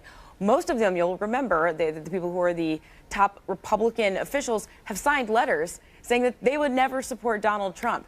And so he's having trouble filling these very critical positions. Wait a minute. So his team is calling people in the national security sector. And they're saying no. And they're saying no, I him. don't want to be part of a Trump administration. Yes. And that is daunting. And that is going to be that's going to be an early problem for him that we haven't really seen before. But he said he had that list of, you know, almost 100 big shots, past and present, who wanted to be with him. I mean, isn't there plenty of available human capital out there to put in those positions? Not in terms of, you know, the people who've done this before in Republican administrations, which he might say, well, I don't want those guys. But there's more than 100 positions to fill.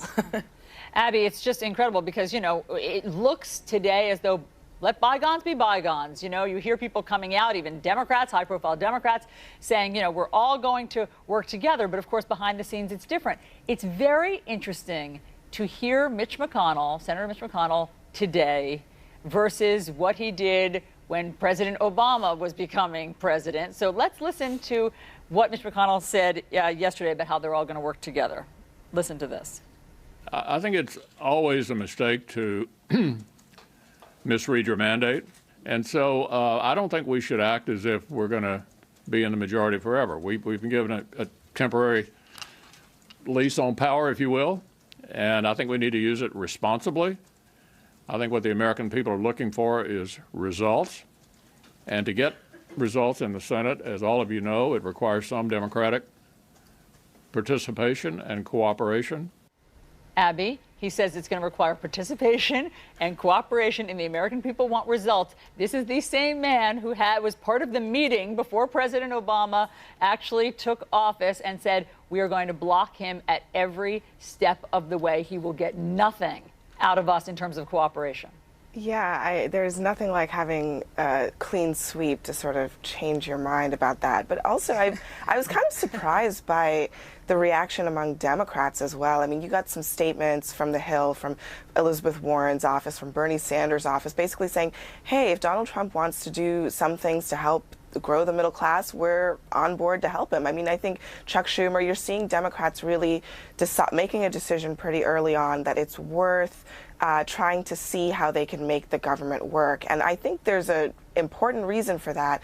And it's because of how Donald Trump is sort of in this weird ideological space. He's neither very conservative on a lot of policy issues nor liberal on other issues. And so both Republicans and Democrats are realizing that they can't necessarily count on Trump to sort of like draw the ideological line, and they have to be the ones to do it. And that's going to create some interesting bedfellows in Congress, I think, for the next few years.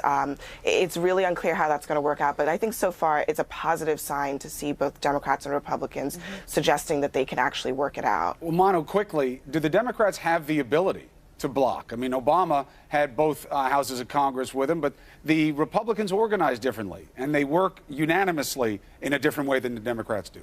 Yeah, and they do, Chris, because the Republicans will have 52 seats. They need to get 60 to get most legislation passed. And there are 5 red state Democrats who are going to be up for re-election in 2018 who will probably be siding with Republicans on a lot of key votes. But that's only 57. That means you need to get at least 3 more. And that's not easy, particularly if Trump is pushing very controversial bills, Chris and Allison. It's going to be very interesting to see how long this sense of cooperation lasts. Thank you very much, panel. We'll check in with you later in the program. All right, little gear shift here. It was a story that we first brought you. Surgeons operating for 27 hours to separate those 2 little boys here in New York. Remember, they were joined by the head. This morning, we have an update on their condition. Could they be back home by Christmas? Answers ahead.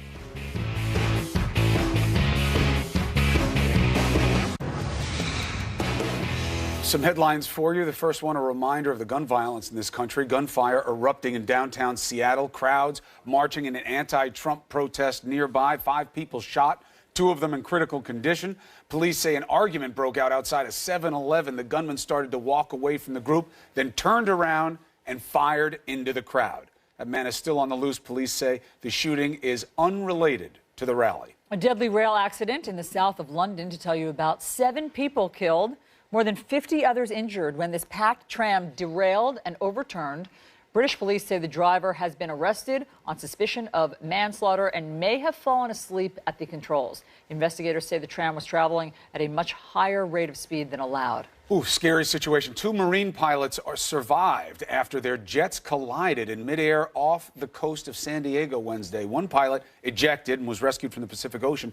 The other landed safely at a nearby naval air station. Military officials say the FA-18 Hornets were taking part in a training mission and wound up colliding. Both pilots are said to be in stable condition. Okay, now we have some good news on the story that you've been following. An update for you on those conjoined twins separated in that risky 27-hour surgery. The lead neurosurgeon telling CNN that Jaden and Anais McDonald are progressing right on target, if not ahead of schedule.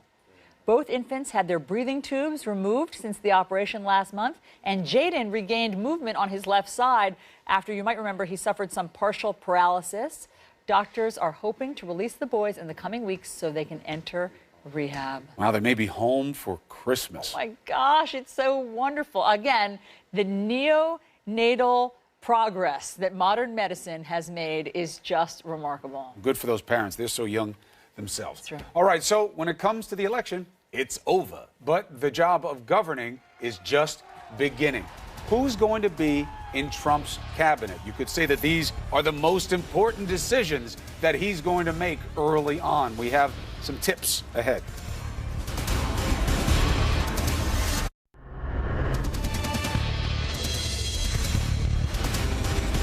What a moment you're all going to get to see today. President Obama is going to meet with the man who spent so much time trying to convince the country that he was illegitimate and is now president-elect of the United States, Donald Trump. But a lot of that's going to be optics and pageantry, this transition of power. It has to happen, and this is the process. The question is, who are the people who are going to populate these power positions? Let's look at some of the names being eyed with Ellis Hennikin, a political analyst and best-selling author. Good to see you, my friend. Good morning. All right. So, you know what? Let's skip. We have the loyalists, okay? We have the loyalists. Because loyalty counts here. Loyalty counts, especially with Trump, and these guys are going to be asked to do different things. But I want to skip for a second. Okay. To this man. Ooh. And here's why. Big name, right? Early guy to jump in, a lot of controversy. Chris Christie going to kiss the ring before anybody else did. But all this talk about him, can he survive a vetting process? Well, you know what? Maybe not. I mean, first of all, he's hugely unpopular at home, right? I mean, he's in the middle of this Bridgegate scandal. The Bridgegate thing would be it. Right. And you did notice, by the way, that the last 3 weeks, month of the campaign, he was pretty scarce, wasn't he? We didn't see a lot of Chris Christie in public. Now, people will say, well, the GOP's in control of the confirmation process. So how bad can it be? But the question is, do they want, with their drain the swamp talk, you know, who knows whether he follows through on it at all, to have someone who is caught up in some swampy business. I mean, is that alligator number one if you want to drain the swamp? So do you think that he winds up tapping him for a big post that requires confirmation? You know what? I put him in the White House first. I think it's a lot easier to find some job. There are a lot of big jobs that don't On the political require. side, Yes, don't need the same vetting. I'm not saying chief of staff, but I mean some other important political director. Does Chris Christie take that? Does he take a behind-the-scenes job? I don't think he's got a lot of choice at this point. I mean, he's not going to run for another office, and I think he wants to be relevant. All right, so let's talk about these cats. These are the loyalists. Yep. First up, Rudy Giuliani. Everybody knows who he is. Yeah. He's being talked about as AG Attorney or Homeland General. Security. Yeah. What do you think? I think he would take it in a minute. The only question is, does he need any more money? He's making a lot of money right now, but I think Rudy likes the spotlight. You do? Yeah. Because, you know, he's worked very hard to build his businesses. I know. He spends a lot of time traveling around. He loves his wife. He loves to be with her. That job takes you out of pocket. That is true, but listen, you've been around Rudy a long time. He likes the spotlight, Christopher. All right. Newt Gingrich. Oops, sorry, I didn't mean to hit you in the face that hard, Newt. I hit him so hard he won't even look at me now. Let's try There this. you go. There we go. So, Secretary of State. Chief of Staff, I think, is underselling Newt. I don't think so. I think he would take that in a minute. To me, he feels more in the senior statesman category at this point. I know it's been a long time since Newt's really been in it. All right, now, Ben Carson. Yeah. Education Secretary. Is he in any way qualified for that job? No, maybe Surgeon General? You think that? Well, they're having him as HHS. Do you think that Ben Carson makes the cut for someone who's going to have that kind of executive authority over the operations of government? You know, I would doubt it on Ben. I'm not putting. He's a little bit of a loose cannon. Who knows where his views really align with Trump's? All right, one more from this group of political guys, right? Jeff Sessions. Right. I think, you know, he was with him early as a senator, but this is a serious job. Defense Secretary, you got to have the right person in there. He'd be picking a political worker to go in there as defense secretary. That could work. It could. I would bet on that one. First of all, he's a serious enough guy. He actually cares about those issues. And loyalty, again, it's all about the loyalty. And there aren't that many people, Chris, who are loyal as long and as thoroughly as someone like Jeff Sessions. And it is a good education for those folks at home. In politics, you think, well, they'll do this the same way they do any job interview. It's not true. Loyalty counts most. You have to know that this person will stay on message. They will not stick it in your back the first chance they have. They will defend you when you're weak. That's a small population. All right, we got 90 seconds left. Let's jump to the private sector. Yep. This was part of the sell for Trump. All the best guys are my friends and will come for me. This is a pretty short list of big names. I was going to say, where are all the big? Well, the big shot is Carl Icahn. That's right. He's big, but he's not. He's not going to go into the administration. Why not? I mean, maybe in some ceremonial role, head some kind of commission or something. But you really think he's going to be the Treasury Secretary or the? Well, why wouldn't he do it? Would it be any of the vetting? Hey, we want to see a lot of information about you. Or is it just that you think it's beneath him in some way? Well, and where he is in life. I didn't look up his age, but I mean, Carl Icahn's, he's up there, isn't he? All right. Well, I mean, he's pretty active, though. His business is killing it. No doubt. So, Lucas Oil, Forrest Lucas, Interior Secretary. Now, that's actually a more important post than people think. You know? And a lot of complex regulatory stuff involving in that. But, out of the oil industry, and that's a broader company, by the way, not just an oil company, a lot of service-related stuff. So, I mean, I think that's a credible choice. He's a business guy who's been with him all along. He's got some credibility in the private sector. And then, listen, why be a businessman president unless you're going to put some titans in Right, and that's where Mnuchin, it's interesting. He came in very controversial as a big shot at Goldman Sachs. Right. And a lot of the bankers didn't want to help Trump, so he's going to be rewarded if he wants it. Right, and to the extent that there was a fundraising operation there, he was on it. Deeply involved in that. Ellis Hennigan, thank you very much. It's going to be really interesting. This is an interesting parlor game, and it also shows, Allison, inside the mind and thinking of who Trump wants means what type of personality he wants for his government as well. I like parlor games. Keep them going. We'll play more on the program later. Like this one. The media and the pollsters under fire for getting the presidential predictions wrong. How did this happen? We dig deeper with our panel next.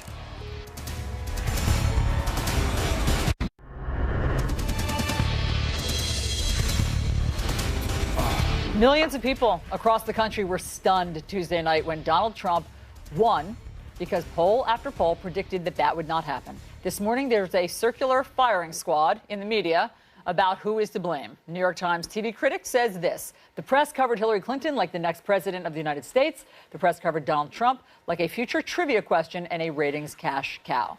Let's bring in our media experts, CNN senior media correspondent Brian Stelter and CNN media analyst Bill Carter. Guys, morning. Our consciences are clear this morning. On Chris this issue, I have a clear issue, conscience. and so do I. Well, no, I know what Chris said. I know what I said. We always said all along from the beginning of the primary, yes, Donald Trump can win. He might likely win. He should be taken seriously. But it doesn't. I mean, first of all, not that many people ask for our opinion because we're journalists and we're not pundits.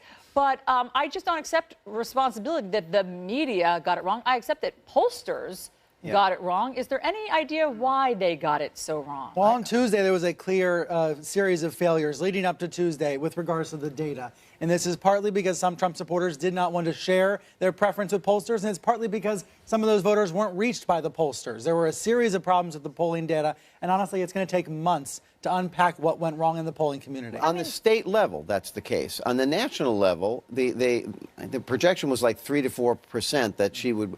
And she might win by 2%. Right. So that was not substantially wrong But by the way, we report polls. That's what we do. That's right. We don't say, but these are wrong. We think they're wrong. I mean, that's how it works. Well, look, also part of what's feeding this in part. One, the critic, the media loves to attack itself. And there is a little bit of space of pushback to say, I'd like some of the people who are telling me I didn't do my job to say what they did during this race. But you know what? I don't really care about that. I don't care what the media says about me. I'm not a particular fan of it either. I get why people are angry at it. But Donald Trump was saying that polls, I know, but I don't, there's a part of me that really hates that. Donald Trump says the polls were rigged.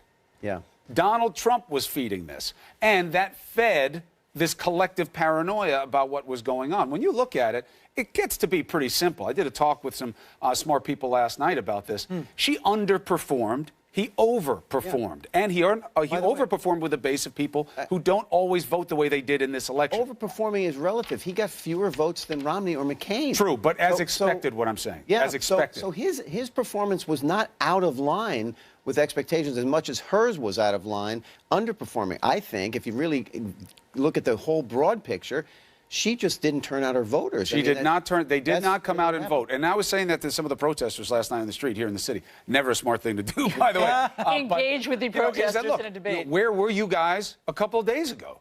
You know what I mean? Minorities did not come out and did not vote for her in the percentages that reflected why Obama was able to use them to get to the White House. Which is, I think, even neither more did women, surprising. neither did college-educated people. And more minorities voted for Donald Trump than was expected. Especially with the Latinos. All of that said, okay, I'm open to soul-searching today, Brian. What should the media soul-searching be today in terms of how we dealt with the last 18 months? The bubble was real, and the bubble was a huge problem. I mean, let's not mince words. This is one of the biggest media failures in many, many years. And I'm not talking about the polling. I'm talking about going into Tuesday night believing that Clinton was almost sure, almost guaranteed 90% to guaranteed win. by a lot and that's journalists who believed it. It's also Trump and Clinton who believed it. It's the markets that believed it. This is an elite failure on a number of levels, including on the media level. And partly that's wishful thinking. Partly that's an Acela corridor bias, a New York, D.C., Boston bias. Partly it's groupthink.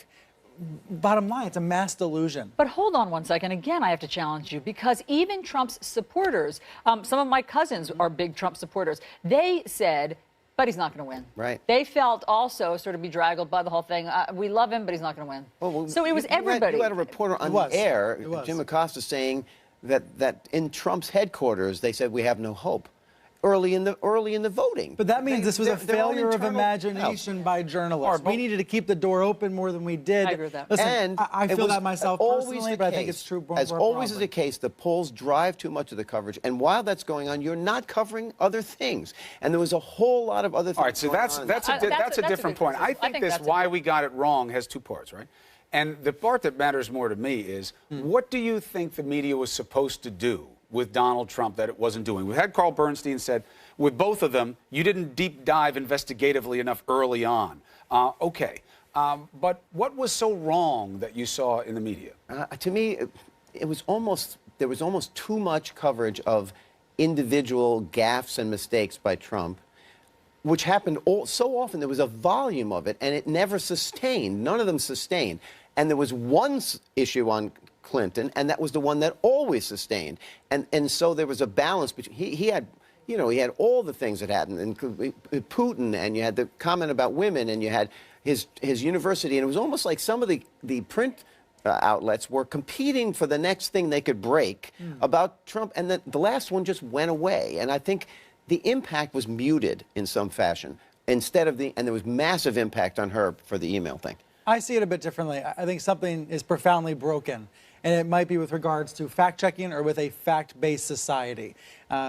Voters knew who these candidates were. They knew the good, the bad, and the ugly about Clinton and the good, the bad, and the ugly about Trump. The investigations were done, the reporting was done, the quotes were published, the rallies were broadcast. Then the voters decided, and many of them, about half of them, rejected a lot of the journalism that was produced, a lot of the facts that were put on the table. And that's not just a media failure, that's something broader. I don't know what society. we do about that. Yeah, what do you do about the fact that people won't, if you tell the truth and they don't believe it, what do you do? Partly it's that the candidate was impervious to the truth. Like, he would just shrug it off. In the past, when a candidate made a mistake, he acknowledged it. He was shamed by it. He tried to get out from under it. Not this guy. He just pushed it aside, and it didn't affect him the same way. This is why I'm a bad guest today, because I don't have answers right now. We're just beginning to figure it out. I understand, but we're going to have to figure it out for the next 4 years about what we want our role to be and what it should be and what the public is looking at us for. So we will have that conversation as well. Guys, thank you very much. Protests erupting in cities across the country as Donald Trump takes the first public steps towards the presidency. We have it all covered for you next.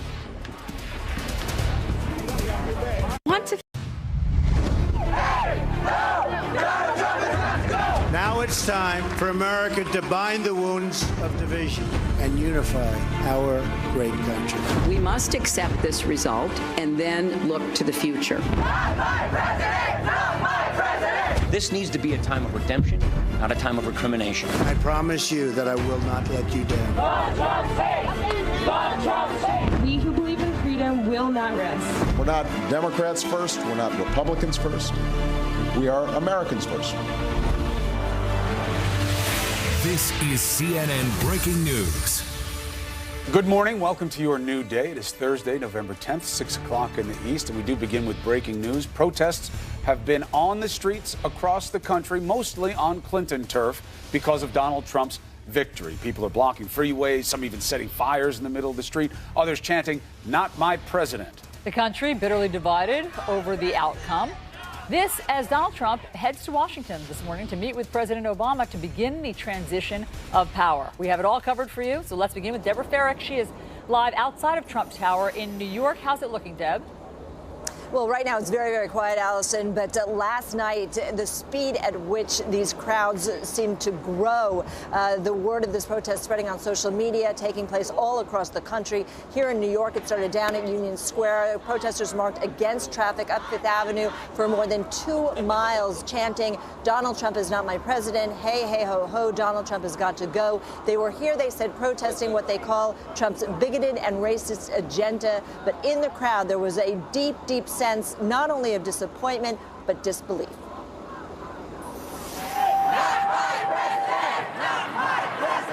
Protests breaking out in at least 25 cities.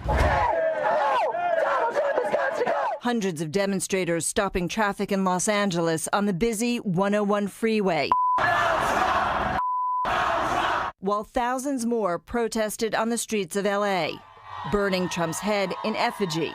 Police arresting dozens of protesters across the country. In Chicago, thousands marching down an 8-lane highway to the site of Donald Trump's hotel.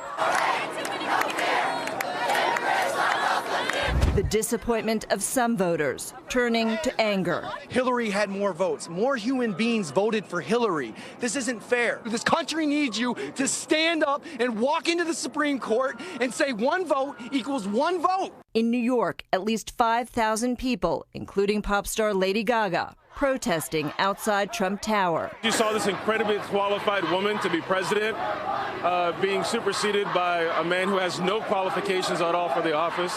Thousands more targeting Trump's newest hotel in Washington, D.C., just blocks from the White House. The march turning to peaceful demonstrations and vigils. Most of these protests erupting in major cities where Hillary Clinton won, like Portland, Oregon,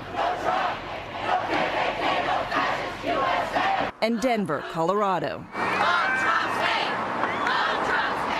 And the faces in the crowd were very, very diverse. The words you heard a lot of were bigoted, sexism, racism. All of these people here protesting because they really believe that the country is not going to move in the direction they want, and they wanted to make sure that their voices were out there, that their voices were heard. And that's why you saw so many people, many of them Hillary Clinton supporters, taking to the streets to protest the outcome of the election. Chris?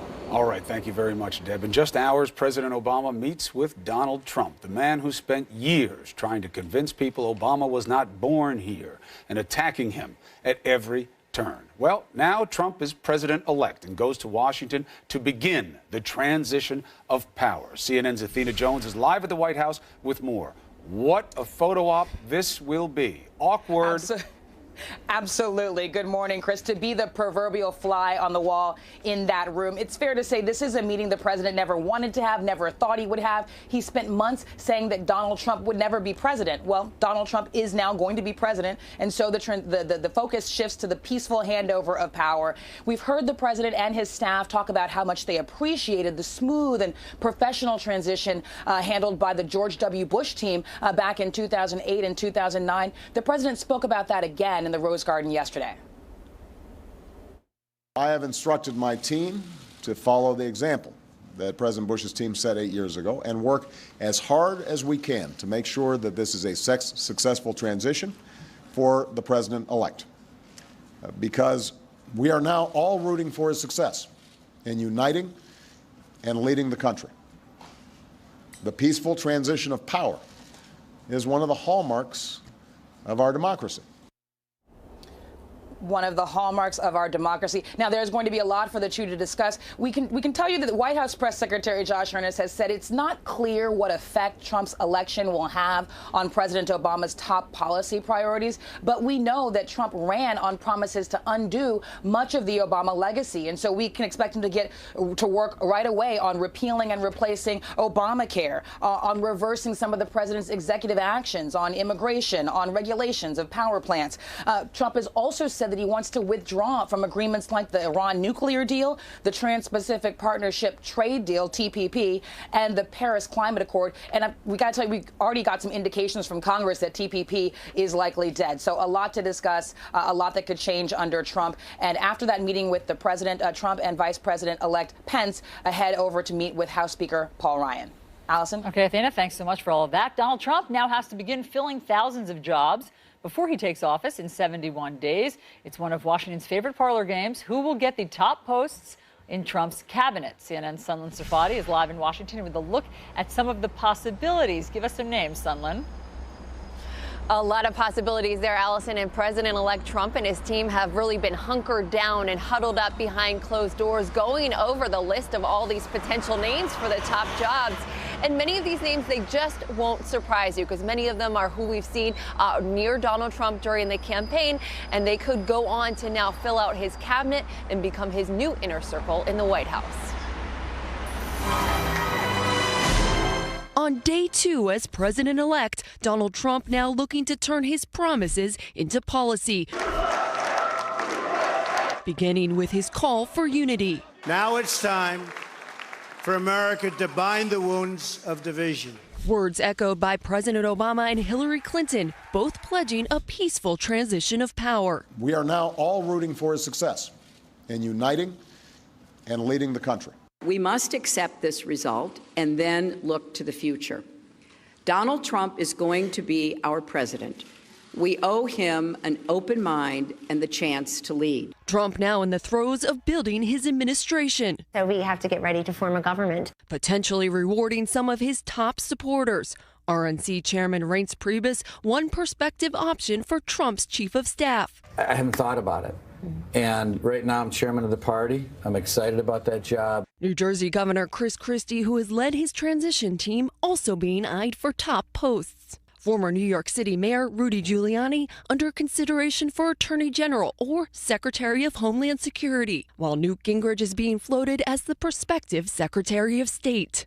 Other possible cabinet picks, Alabama Senator Jeff Sessions for Defense Secretary, billionaire businessman Carl Icahn for Treasury Secretary, and retired Army General Michael Flynn for National Security Advisor. When Trump takes office in January, he'll have extraordinary power to push through his agenda with Republican majorities in both houses of Congress. He heard those voices that were out there that other people weren't hearing, and he just earned a mandate. And certainly new attention is now being paid to all the things that candidate Trump has said would make up his first 100 days in office. He's made some broad, sweeping proposals, some things like cleaning up Washington, protecting the American workers, and restoring the rule of law. But he's also, as a candidate, made some very, very specific promises, like repealing Obamacare, renegotiating many of the trade deal, and perhaps, Chris and Allison, the biggest promises of all, so synonymous with his campaign, is to build that wall along the Mexican border. And we're doing a little bit of Trump's work for him there, saying clean up Washington instead of drain the swamp. And I keep making that distinction because it's going to be a very different message he can give to the people who are actually in power than he gave on the campaign trail. Sunlen, thank you very much. All right, let's discuss the big meeting and the protests with our panel. CNN political analyst, Daily Beast Washington Bureau Chief Jackie Kucinich, political editor of TheRoot.com and professor of political science at Morgan State University, Jason Johnson, and Washington Post reporter Abby Phillip. This is going to be some test, Professor, of President Obama's ability to swallow the personal in favor of patriotism. He's known for this, but Donald Trump is the face of the resistance. He wasn't born here. Obama's not one of us, the otherism. Now, as president-elect, how does he regard him? Look, I think Obama is at his core a patriot.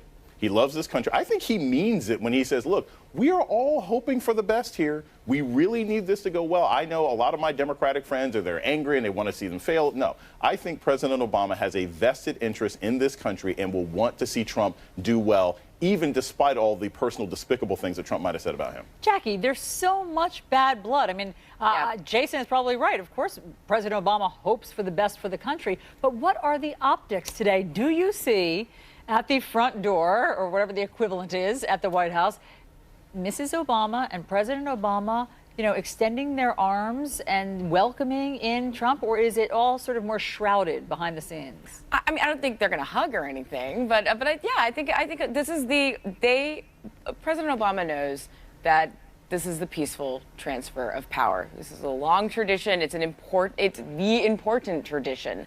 So I think out in the open, it's going to look a little weird because they don't really like each other. But I think they're going to do their best to, make a good presentation. Behind the scenes, it'll be awkward. But I don't think they're going to start, raging and pointing at each other or anything. Yeah, Abby, how is Washington processing this kind of collective fiction that we're all participating in right now, that Donald Trump may not be who he told us he was every day of this campaign? You got to give him a shot. He won. That's the mandate. But the man versus the mandate, how's it being processed down there? Well, I mean, for a lot of people in this town, this is the very first time they are contemplating this scenario. A couple months ago, talking to folks about the transition, I talked to some people in D.C. who said absolutely no one here is planning for a Donald Trump presidency, except for perhaps Chris Christie. And so now we're going to see what that looks like. And I think for the most part, people are not sure what to believe, because remember, in the primary, Donald Trump would say one thing one day and then another thing the next. So there is no sort of statement of record for Trump on a lot of things that he has said he is going to do, and the main questions will be when he has an opportunity, what will he say about his real priorities in government, and what will those be that other Republicans can also sign up for, because I don't know that many Republicans are really that supportive of many of the policy priorities that Donald Trump has expressed in the campaign. Jason, one last note about this meeting today, because I know that you think that what goes on behind the scenes might be different than the public facade. Right.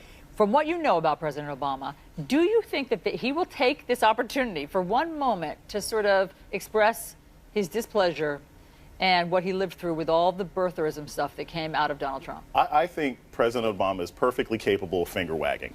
And I think, like I said before, I think it's going to be in the context of, You could do it to me, but I'm telling you, you have a wide, diverse country. If you take this same attitude, it's not going to work. And I'll also say this. In addition to the meeting between President Obama and President-elect Trump, I just wonder what Melania and Michelle is going to be like. Like, that, too, strikes me as a very interesting conversation because Melania didn't have an active role in this campaign, but she's going to have an active role as First Lady. And it'll be interesting if she is more receptive to advice than her husband. Well, and we know that Melania is a fan of Michelle Obama. Of her writing. And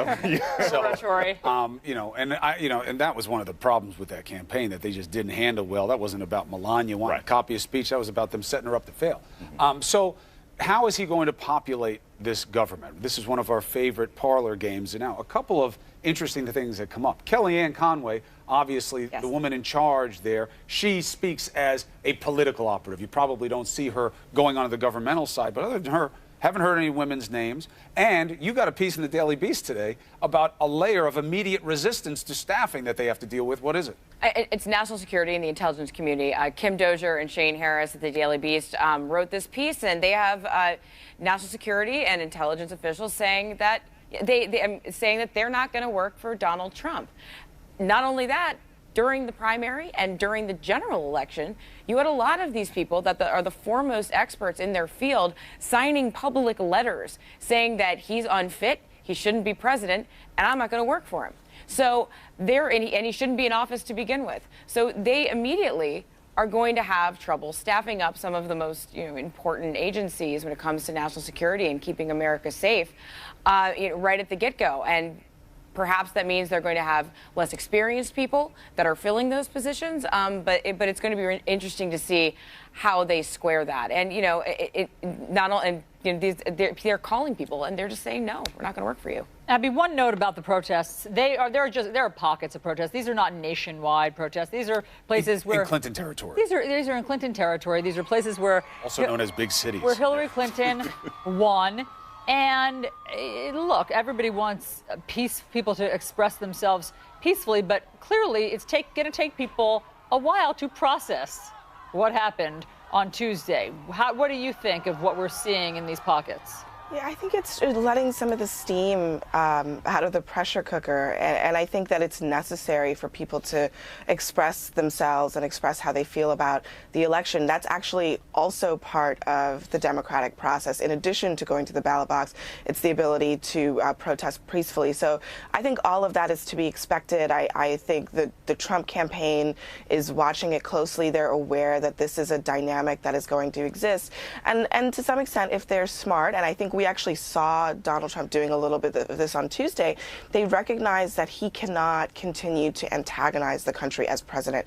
That is not that is not his mandate as the leader of the free world. And so I wouldn't be surprised to see more steps taken from inside Trump world, contrary to the sort of ethos of his entire campaign, to really do more to ease people's worries and concerns, because those worries are very real in this country. The exit polling shows, over 50% of the country, including a lot of Trump supporters, are scared or anxious about what his presidency would bring. Okay, panel, thank you very much as the sun rises over the Capitol there. In the symbolism of a new day, thank you very much. And also, it's a lesson for these people out on the streets now that democracy is to guarantee a fair result, not necessarily a favorable one. You may not like it. That's part of the process. 50% won't, or half. Yeah.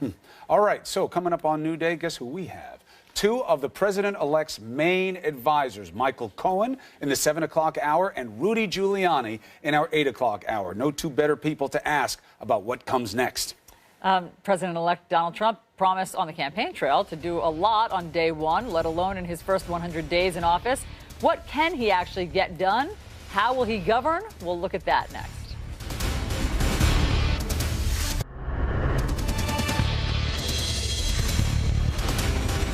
So here's what we know. Donald J. Trump will be the 45th president of the United States. And in just 71 days, he's going to be inaugurated.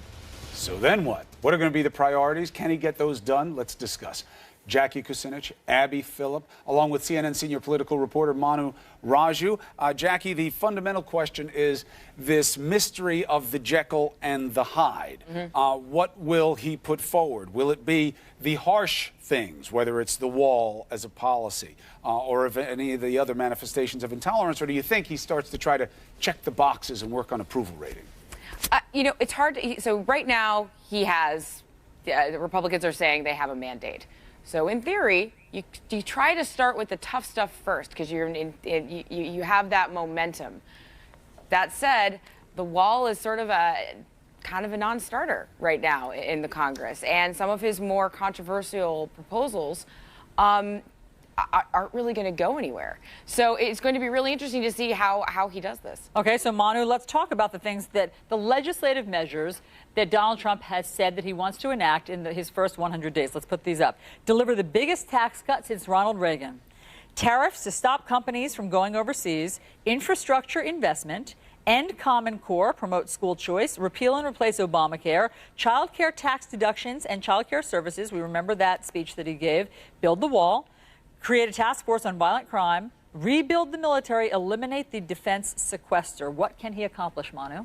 Well, that's a very difficult list to accomplish. He's going to have to settle on maybe one or two things because Congress cannot walk and chew gum at the same time. But repealing Obamacare is certainly doable, and this is why. Because Congress has proven the Republicans can pass a repeal of Obamacare through the budget process that avoids a filibuster in the United States Senate. That means they can pass it with a simple majority of 51 votes, and Republicans will have 52 seats in the Senate. Now, the question is, how do you replace it? That you will actually need 60 votes to replace an Obamacare. If it's repealed, you need a health care law with 60 votes. That means you need to have bipartisan support in the Senate. And that becomes much, much harder. So it will be politically difficult for some to repeal Obamacare and not have a plan to replace it. What happens if you repeal, Manu, and don't you have to replace if you repeal? What happens if you repeal and you don't replace? Well, then I guess you go back to the old system, and then it leads to a lot of other problems. So that's the one thing the Republicans are going to have to weigh exactly how to move forward with the repeal, because, yes, they can pass a repeal. What do you do if you can't replace it? What happens to all the people who have health care coverage now because of the Affordable Care Act? So that is a very tricky thing, one of the many hurdles that the Trump administration will have to overcome as it tries to enact its agenda. Hey, Abby, it's very interesting to hear what leading Democrats have said since Donald Trump's surprise to them victory. Basically, they've said we're all going to come together. We believe in a strong America. We're going to do whatever we can to help President-elect Trump make this a strong America. I mean, it is such a different tone and tenor than what the Republicans said, frankly, when Barack Obama was first elected. And are we to take Democrats at their word, or do we think that revenge will seep in somehow? Yeah, I do think that Democrats are approaching this in a very different way, in part because they saw what happened when Republicans back in early 2009 basically said, our top priority is stopping Barack Obama's agenda, and that led to a sort of this sort of 8-year arc of rancorous politics in this country. So they're approaching it a little bit differently, and in some cases it's because they have to. They're in the minority in the Senate and in the House.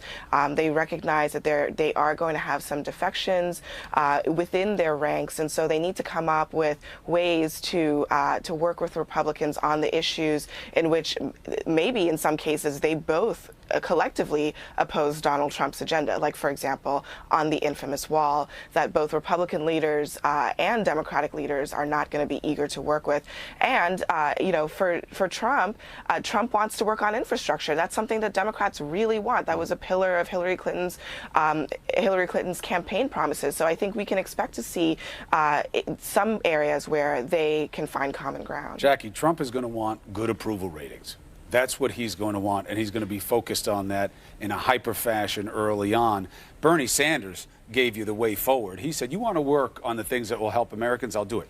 You want me to engage in any of this xenophobia and other hate and bigotry that you put out there that got you elected, I'm not going to be there. So that's that Jekyll and Hyde choice that Trump has to make. Well, and I have to say that, initially when Obama came into office, there was at least in front of the cameras, there was the welcoming, this is the new president. So I just wanted to correct that a little bit. It was behind closed doors that you saw Republicans getting together and be like, but I wonder if that's happening right now with Democrats. So I just want to put that out there because they didn't, run to the microphones and say, haha, we've got to stuff this guy. Except that the very first time in January of 2009, when President Obama was making his first sort of pilgrimage over to Congress, and he thought he was going to be having this conversation about how they could move forward together, they had already decided, no, we're going to block you at every turn. And I think that they might even have said at the microphone, like, actually, none of us are going to support his jobs plan. Well, but at the same time, President Obama, he had a press conference, he had a meeting with House Republicans.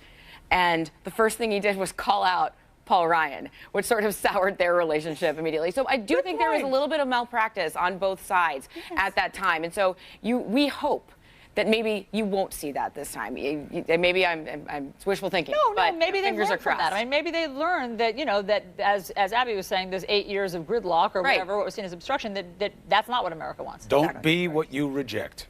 There you go. Thank you very much. Meanwhile, Donald Trump vowed, of course, to build the border wall and to make Mexico pay for it. So how will leaders work together on that? We have a live report from Mexico for you next. We're following breaking news near Pittsburgh. CNN affiliates there are reporting a suspect has shot 2 police officers. There's an active search right now for the shooter. Schools in the area are delayed as officers try to track the man down. We're trying to learn more about how this happened, what the context was. We're told it was a search by the officers, and we'll get their condition as well. As soon as we get it, we'll bring it to you. Seattle police are looking for a gunman who opened fire near an anti-Trump protest. 5 people were shot. 2 of them are in critical condition. Police say an argument broke out outside of a 7-Eleven after the gunman started to walk away from the group, then turned around and fired into the crowd. There is a race against time going on in China. Hundreds of rescuers are trying to reach this 5-year-old kid who's trapped in an abandoned well. The kid's been there since Sunday. They're digging out the well. It's more than 130 feet deep. It's very tricky. It's too narrow for an adult to climb into. They have been putting food and water down the shaft. They have been pumping oxygen in. But it is not clear if the boy's alive.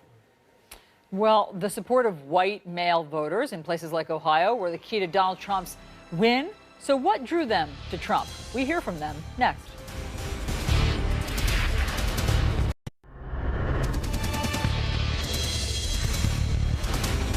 6:35 in the East. Coffee comes up, sip is taken, and we begin. How did Donald Trump win? So many of you are wondering this. You're asking us about this. Well, a big part of your answer is white men, especially in the battleground state of Ohio. Exit polls there show Trump won among male voters by about 20%. CNN's Martin Savage is live in Cleveland with more. What is the story from there, my friend? Well, good morning to you, Chris. You know, really it all boils down when you talk to these voters to one issue. And that one issue is change. They're literally mad as hell. They're not going to take it anymore. And their only decision was which of these 2 candidates would make that change. Here's what we found. I'm not an angry white old man. I just feel that I've been through, well, I've been alive for 65 years and I've seen a lot go on. So, and I just thought that there's this may be the first time I've seen something that we can actually change. We're in Anthony's restaurant in Eastlake, Ohio, in a county that went strongly for Trump. Like many of his supporters, Mike's old enough to remember when good-paying factory jobs were plentiful. But times have changed, and he feels kind of cheated. Just got a notice the other day saying my Social Security is going up $3.69. Well, boy, I can get a loaf of bread now. But, you know, I've worked all those years, and I see all that money went in Social Security, and I'm not benefiting really from it. That sense that somehow life has been unfair is common in the areas that turned out for Trump. Hard-working people who got no break and no help from Washington. You mentioned this, the idea of sort of fairness and fair play, and that there is a segment of our population that you believe is not getting the fair shake they deserve. Absolutely. And not. I don't we're looking believe at it. We're that. We're living proof of it, yeah. Lindsay Norton exposes a common myth. Voters sending Trump to the White House aren't all men, and they aren't all old. I'm a working man. I work 50, 60 hours a week. You know, when I leave, typically my neighbors are at home. When I come home, my neighbors are at home. So, I mean, I'm talking from an extreme side, and I feel like I look around and not everybody's trying exactly, you know? A lot of people are taking, but they're not giving. Trump voters were long suffering, and they say often silent. A lot of people are kept quiet about a lot of things. As to what the government was doing, they wouldn't open their mouth or say anything about it, and they were tired of being pushed too far, and they decided to make a change in their lives and to vote for Donald. This would send a message. Yeah, send a message to Congress or whoever, to Washington, that, you know, we're ready for a change. And was Donald Trump the change, or did he happen to come along at a time when people were just really... He came along at the time when people were just fed up. The biggest issue for all of them, it's not the wall, it's not immigration. It's mostly jobs, the economy. They want jobs to come back, and they simply think Trump, the businessman, can make that happen. Seriously, big factory jobs, I ask? I believe that small business makes up a majority of jobs here in our country, and if we can open up little factories with 200 and 300 employees, that will work. It turns out these Trump voters don't expect Trump to deliver on a lot of what he says. As long as he puts forth an effort, I'll be satisfied to move in the right direction of prosperity instead of just giving it away. Anthony has it right, boy. You do have to find a way to foster small business. It has become the major engine of this economy. Let me ask you something, Marty. When you were talking to them about the exit polls and how people got it wrong, what was their take on that? Two things, and they talk about the media. I said, you know, was there something we didn't do right? And they said, well, the problem was you all focused on what the candidates were doing rather than asking what were the voters thinking. Then on top of that, when it came to the polls, I actually talked to one man who said that he had a pollster knock on his door, ask questions. He also got a phone call from a pollster that asked questions, and in both instances, he lied. Why? He simply didn't tell them who he was really voting for. You know, I said, was it malicious intent? Were you purposely trying to steer the polls? He said, no, he wasn't. Part of this goes to the fact that many people didn't want to openly admit they were voting for Trump. The atmosphere for them, they thought was too toxic. So he gave an answer that wasn't the truth. And apparently, he believes there are many others who might have done that as well. They were sort of cynical about the whole polling process. They didn't want to give their real answer. Marty, fascinating. Fascinating to hear from those men as well. Thanks so much for that reporting. So Hillary Clinton, not able to attract the outpouring of female voters that she had hoped for. What went wrong? We dig deeper on that ahead.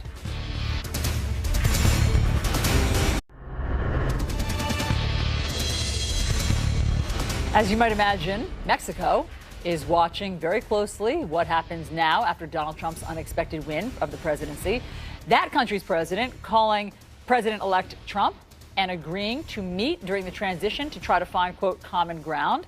But Mexico's foreign minister and its former president are slamming Trump's plan to build a wall, saying they will not pay for it. So it's complicated. CNN's Ed Lavandera is live in Mexico City with more. What have you learned, Ed?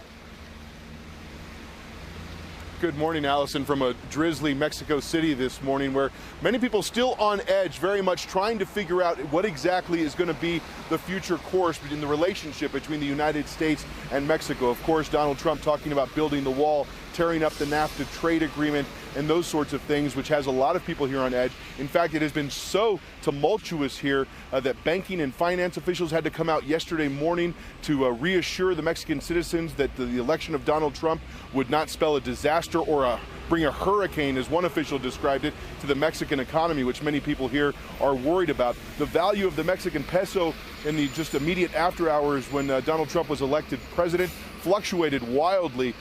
By late yesterday, it had settled a little bit, but still down. So there is a great deal of concern about what the future relationship between the U.S. and Mexico will do to the economy here. Chris? All right, Ed, thank you very much. Appreciate the reporting, as always. So, back up here in the Northeast, a cold wind is blowing and December-like temperatures are going to take us into a tumble this weekend. Jennifer Gray has your forecast. Why are you doing this to the end of my fishing season? Although we did kill it on the Bass Blitz last weekend. See, you got it. You were giving me trouble last week, but you finally found the fish this week. Good for you. Yeah, you are going to start to feel a little bit more like the holidays in the Northeast. This weather report is brought to you by Humana. At Humana, we think great things are ahead of you when your health is ready for them. So let's get to it. Chris is right. Those temperatures are on the chilly side this morning, but tomorrow morning you'll be even colder. New York City, 41 degrees right now. Boston at 39. Portland at 29 degrees. That cooler air is really going to usher in as we go through the next 24 hours or so. So by tomorrow morning, a lot of these cities will be in the 30s. In fact, New York has only had 2 mornings in the 30s. These temperatures will be even colder. In fact, D.C. could see their first freeze of the season. And so temperatures are going to stay in the 30s. New York, Boston as well, and high temperatures are going to be right around where they should be. Finally, Allison. That looks horrible. Thanks so much, Jennifer. I appreciate it. Hillary Clinton making a powerful concession speech with a message for women. And to all the little girls who are watching this, never doubt that you are valuable and powerful. What does Clinton's loss say about the future of women's leadership? We break that down next.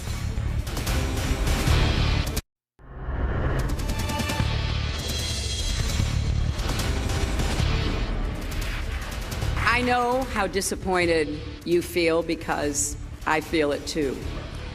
And so do tens of millions of Americans who invested their hopes and dreams in this effort. This is painful. And it will be for a long time.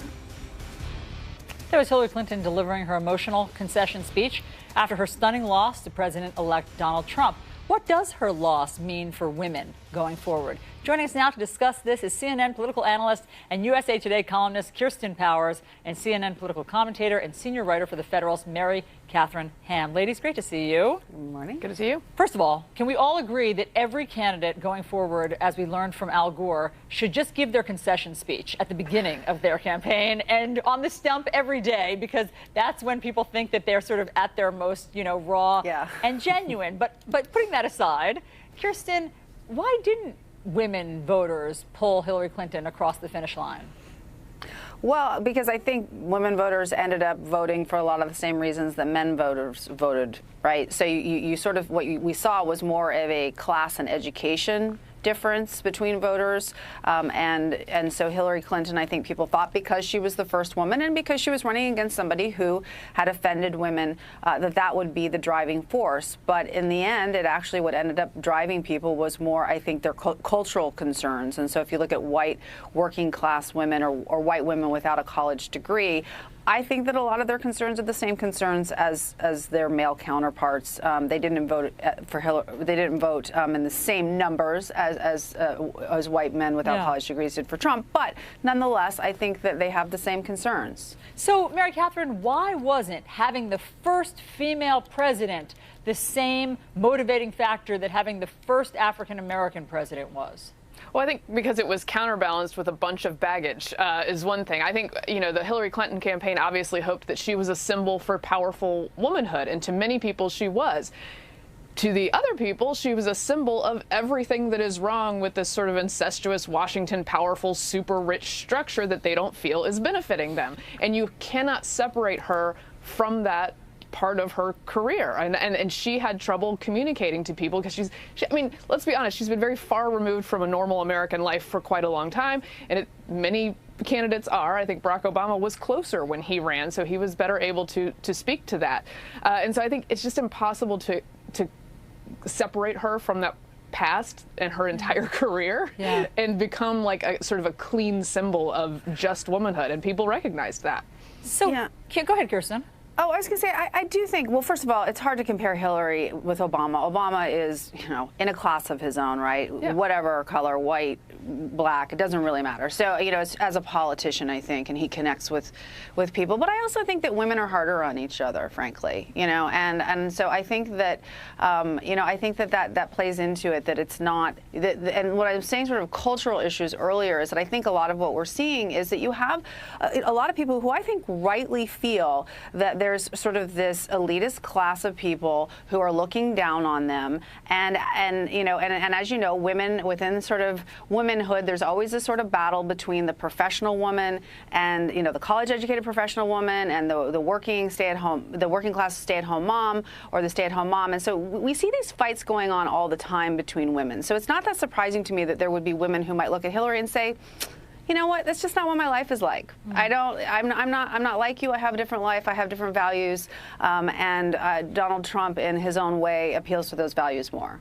So go ahead, Mary Catherine. Do you agree? And also, when it comes to that division in particular, this is a woman who made part of her debut on the national public stage with the line about baking cookies. I could have stayed home and baked cookies, but I went and got this career. Right, but that was a long time ago. Hold on, no, but then they doubled down on it in the last week of the campaign. It was part of her, like in the online messaging and some of these ads that they put out. It was part of it. It was sort of I think Beyonce referenced it in one of their rallies together. So I think it was a misreading of how she should be a symbol for womanhood, and that is a divisive thing, and it is something that annoys many women who feel like, hey, I do stay at home and I do these things, and it doesn't mean that I'm less. Mm-hmm. So but that speaks to her skill as a candidate, which I think is not that good. I mean, but Kirsten, what conclusions can we draw moving forward because of Hillary Clinton's loss about the future of women in leadership? Well, I don't think, Hillary Clinton is not, like Mary Catherine was saying, she came with a lot of baggage. And so I don't know that we can necessarily take away that, every woman who ran for office would face what she faced. I have said before, however, that I think we have a double standard where we are willing to accept a male candidate who has no government experience, who isn't interested in policy, who doesn't prepare for debates, and I don't think we would do that for a woman. So I do think we need to reflect a little bit on that. I'm not saying we should do it for a woman. I'm just saying that I don't think we should have a double standard, for men and women. But Hillary Clinton is a really unique candidate, and I think she brought a lot of things with her that very few other candidates would have, male or female. Do you agree with the double standard theory, Mary Catherine? Yeah, I think there's some of that at play. Look, I think when you're talking about Barack Obama, when you're talking about Hillary Clinton, and America as a whole, you're not going to completely remove issues of race and issues of sexism from these calculations. But I do think largely, if we read the electorate, we were in this strange moment. Hillary Clinton is a very specific candidate with a very specific history that people did not love, and a lack of skills, frankly. And in the future, I think another woman could have a different kind of run. My 11-year-old daughter was rooting against Hillary Clinton because my daughter wants to be the first female president.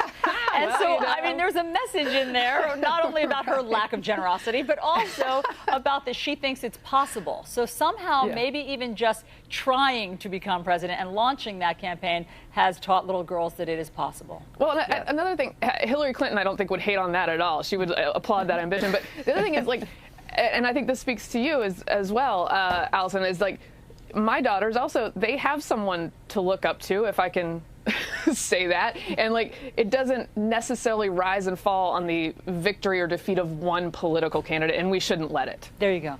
Kirsten, Mary Catherine, great to talk to you. Thanks so much. Thank you. All right, we're following a lot of news this morning, so let's get right to it.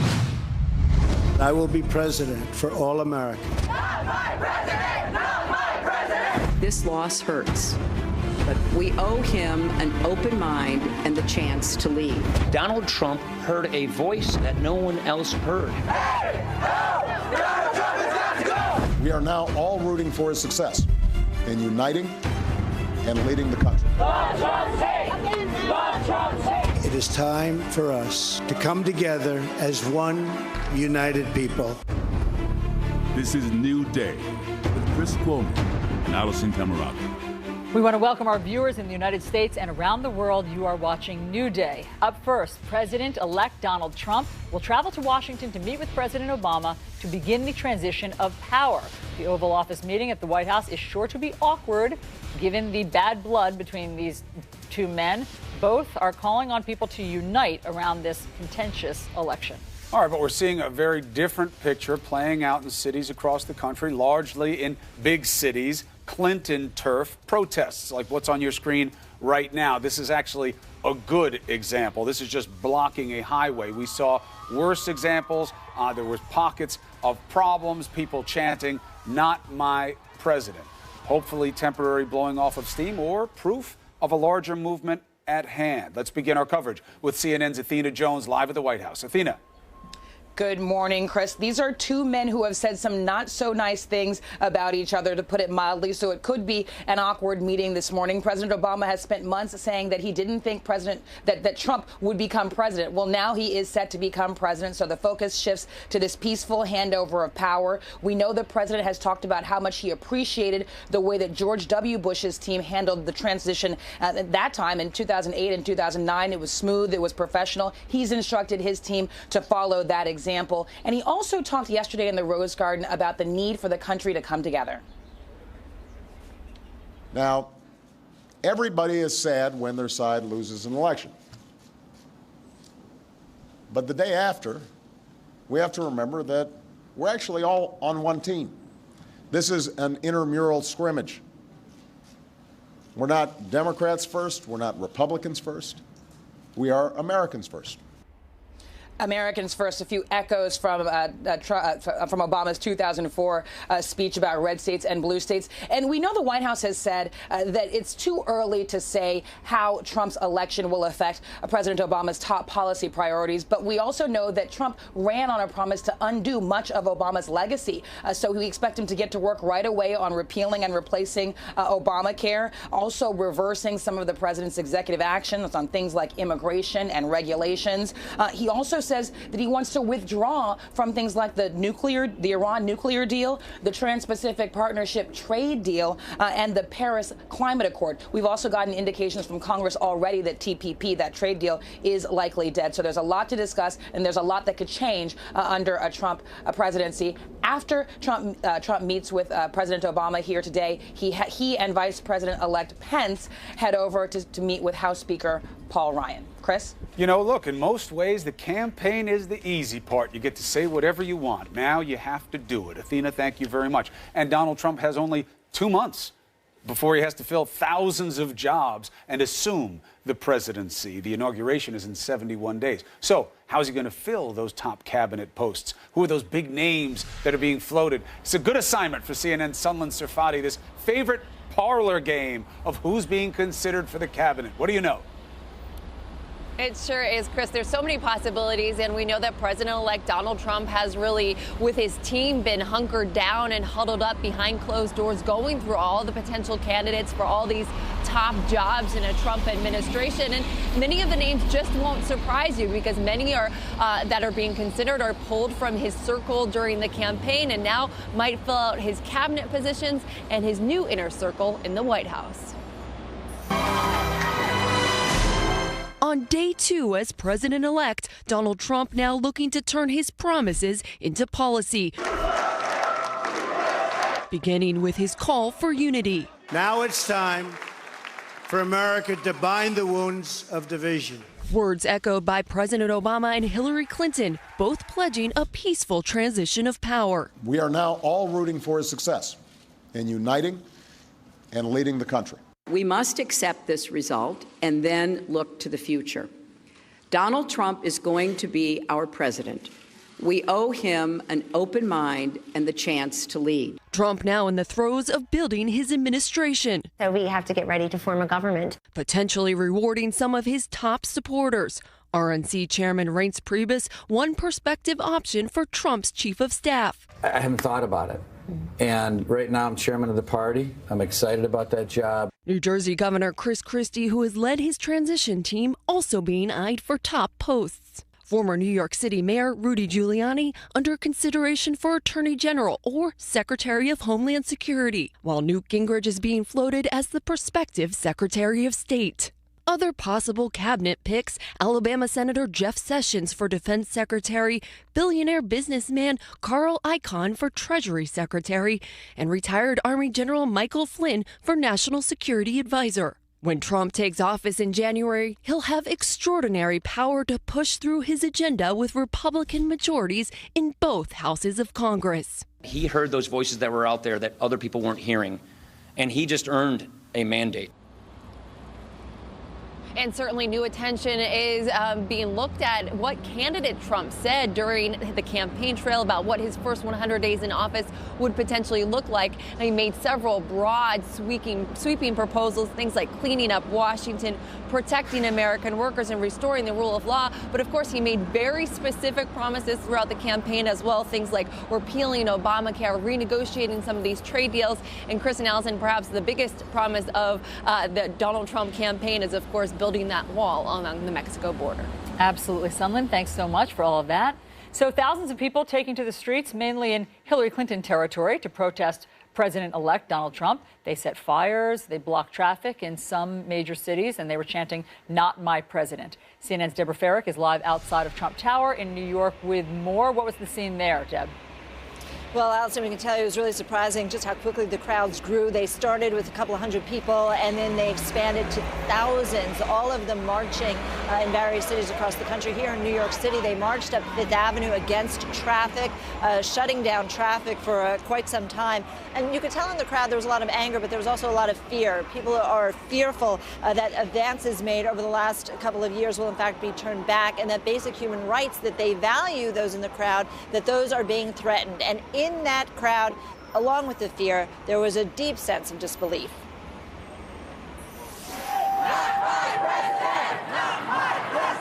Protests breaking out in at least 25 cities.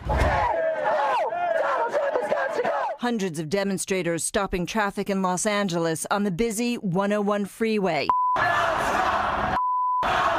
while thousands more protested on the streets of LA, burning Trump's head in effigy. Police arresting dozens of protesters across the country. In Chicago, thousands marching down an 8-lane highway to the site of Donald Trump's hotel.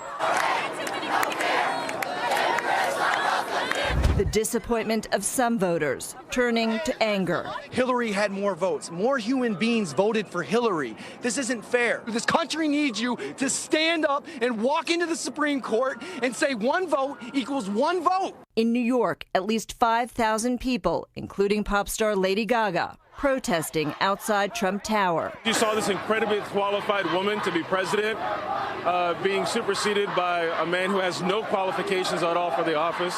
Thousands more targeting Trump's newest hotel in Washington, D.C., just blocks from the White House. The march turning to peaceful demonstrations and vigils. Most of these protests erupting in major cities where Hillary Clinton won, like Portland, Oregon, and Denver, Colorado. And along with chants of "Not my president" and "Dump Trump," there was "Hey, hey, ho, ho, Donald Trump has got to go." Speaking to those in the crowd, you heard a lot of comments being made, people disagreeing with Trump's views on women, on immigrants, on minorities, and most especially the sort of hateful rhetoric that characterized this whole campaign season. Allison, Chris. All right, Deb, thank you very much. Look, a lot of people are angry. This is going to take time, no question about it. All right, we have a great guest for you. No better person to get perspective on what's going on with Donald Trump than Michael Cohen, Executive Vice President of the Trump Organization, Special Counsel to Donald Trump. Maybe there'll be a new title soon. We'll discuss that later in the interview because you'll probably duck it. Congratulations to you. Thank you. It's good to have you here. Good luck going forward. You'll remember the very first interview that I did on CNN with you. You said to me when there were 17 individuals on the stage, where do you think Donald Trump is going to fare out at the end of the day? And I said, not only is he going to win the primary, you'll remember I said, he's going to win the election as well. And I just felt that confident at the time that he's the right man for the time. And something you've been consistent with, and I also think is a little bit of an explanation for some of the trouble you get yourself into, is your passion about who Trump really is. Full disclosure, most of the time Michael calls me, it is to correct an assertion that you believe is an unfair portrayal as Trump because of your knowledge of him as a person, not politician. So, for instance, we're now facing this question about Trump. Which Trump do you get?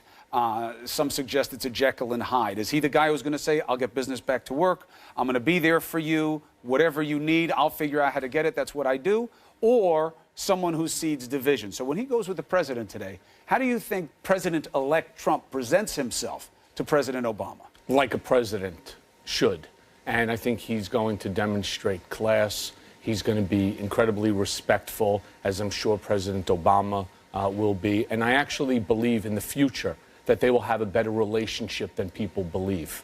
You got a lot of friends. Not all of them are Trump supporters. When people say to you... I've lost a lot of friends. Well, look, this is an ugly process. You know that. But when he comes out as president-elect, he says, enough, time to heal, bind the wounds. I have to be president for everybody.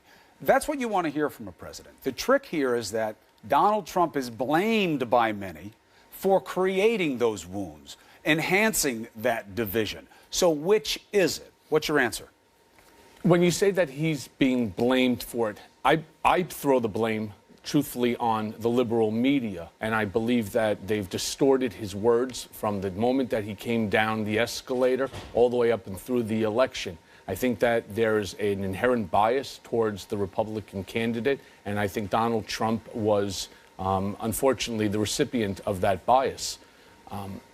He is going to, without exaggeration, heal the divide. He wants to heal the divide. His message was never, let's make America great again for special interests. Let's make America great again for Republicans. No, it's for all Americans, because whether you're Republican or Democrat, and I'm a registered Democrat, I said that, obviously on every show, for every American, he wants to make sure they have a job. He wants to put America first. He's going to be the president for every single person, regardless of race, religion, creed, color. And that's why I even started that National Diversity Coalition. It was to combat the negative rhetoric that the liberal media was portraying of Mr. Trump, because you're right. I know Mr. Trump better than the media does. They get a 10-second snapshot of him. I have 10 years of shoulder to shoulder with the man. I've seen his compassion, I've seen his heart, and I know what he's thinking, and I know what he wants to do for this country. There's no question in my mind that the president-elect deserves the opportunity that the election delivered. Even Hillary Clinton said yesterday, he's going to be the president, have an open mind, let's see what he does. I also think the relationship between President Clinton, Secretary Clinton, will heal in time. Well, and I do think that that animus that the media has created between the two, or that they've created between each other as basically combatants for a position, I think that will also resolve itself. But how you fight matters also. And I get the whole theory that Trump says what he has to say to get where he wants to get, and that he takes the game as he finds it. But, and you know how I feel about media bias. The president-elect has to own what he said in the past, because when people are saying to him, I'm gay, I'm a Muslim, I'm an other, as was defined in this election, and I think you don't like me, he's going to have to find a way, if he wants to unite this country, to make people feel that he's not the source of the problem. How does he do that? Well, obviously, he will create the solution, and he's created the solution even in the Trump organization, which is obviously a great indicator on how he's going to be as a president for this country. Take, for example, the gay community. You think that there aren't people who are gay that work for the Trump organization? There's no animus bias. There's no hatred towards this community. He employs them as it relates to Hispanics, as it relates to Muslims, as it relates to African Americans. I mean, in all fairness, and I've said this on other shows, he's been called every negative word in the American dictionary, and then in other dictionaries as well. He's a sexist, misogynist, racist. But didn't he earn a lot of that criticism for what he said? I don't believe he earned it. I think that he made statements, and again, he's not a politician. Now he is, clearly, but he speaks off the cuff. He speaks from his heart, and it was never coming or supposed to come out as a animus towards a group when he was talking about we need to stop the Syrian refugee influx because we don't know who they are.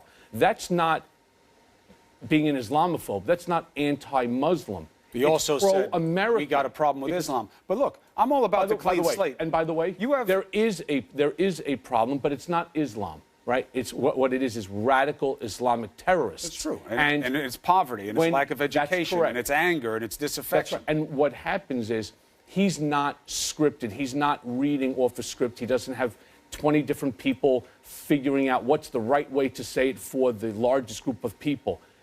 The American people have decided who they want, who they believe, who they trust will be able to take America off the path that we're currently on. What does he say to those people? And these protests, I don't want to overstate their significance. These are big cities. They're Clinton territories. A lot of the kids and we don't understand the population of this protest or what it means going forward. But what does he say to those groups of others, self-identified others now? Because this was an election that was largely decided by white people, specifically white men. Well, that's not really true. I saw some numbers yesterday that Mr. Trump captured over 30% of the Hispanic vote. Yeah. Even yesterday, I spoke with a gentleman who I had some rough conversations with in the past, who represents a very large group of Hispanic coalitions. And we made peace yesterday, and I've actually asked him if, in fact, I do go to Washington, I do want him to be involved and engaged because his representation to the Hispanic community. There is no animus towards the Hispanic community at all. First of all, when I first spoke to him, he had said, you know, there could be animus even by you. And I said, how? My grandmother was born in Argentina, right? My grandmother, was Spanish. So how? I don't understand. You're imposing upon me what was said during the election, but hopefully there's a fresh start. I just heard you say something. There will be a fresh start. And in fact, that's what I would say to the protesters. Please give him a chance. Wait to see before you make your decision. The American people have decided that's our democracy. What are you protesting? It just doesn't make sense. Let him be the man that I know that he can be, and he'll prove himself to the world. He's won that chance. He deserves it. Let's see what happens. Now, you just said something. If I go to Washington, we're trying to figure out who's going to go. I haven't been asked. You haven't been asked? No. How have you not? That can't be don't know. True. You would be the first person that he would want by his side. Chris, well, I agree with that. I have not been asked. And if you know I don't asked, lie. You'd be on the political side, not the governmental side, right? It would depend on the role that they're asking me to play. It has to be a role that I feel comfortable with. Is there a chance that he'll ask me to go to Washington? Oh, there's absolutely a chance he's going to ask you to go. I certainly would hope you so. go? 100%. Then who runs the company?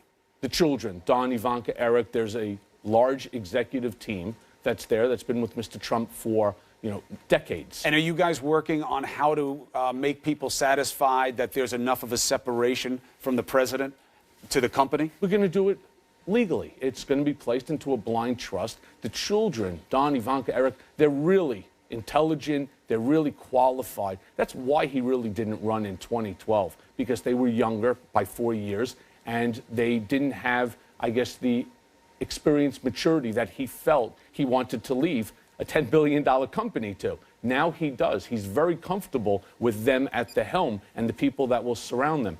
So will we be able to appease everybody? The answer is no. No matter what the man does, he can't appease everybody. But everything will be done legally. He's not interested in the company anymore. He said it yesterday in front of a whole group of people. He's interested in fixing America. He wants to make America great again. He wants to put Americans back to work. He wants to fix the economy. He wants to create jobs, and he wants to ensure national security for everyone. Michael Cohen, I look forward to seeing what your future is. Congratulations. Hopefully it'll be in Washington. Well, let me know. I sure will. Let me know first. You could break the story. Be well, Michael Cohen, and congratulations again. Coming up in our next hour, another big Trump player, former New York City Mayor Rudy Giuliani. Again, one of the top advisors, rumored to be in the cabinet, not just on the political side. What does he have to say about the way forward? Coming up, Allison. Chris, the white working class voters leading Donald Trump to victory. What motivated them the most? We have the author of the New York Times bestseller, Hillbilly Elegy. He's going to join us next.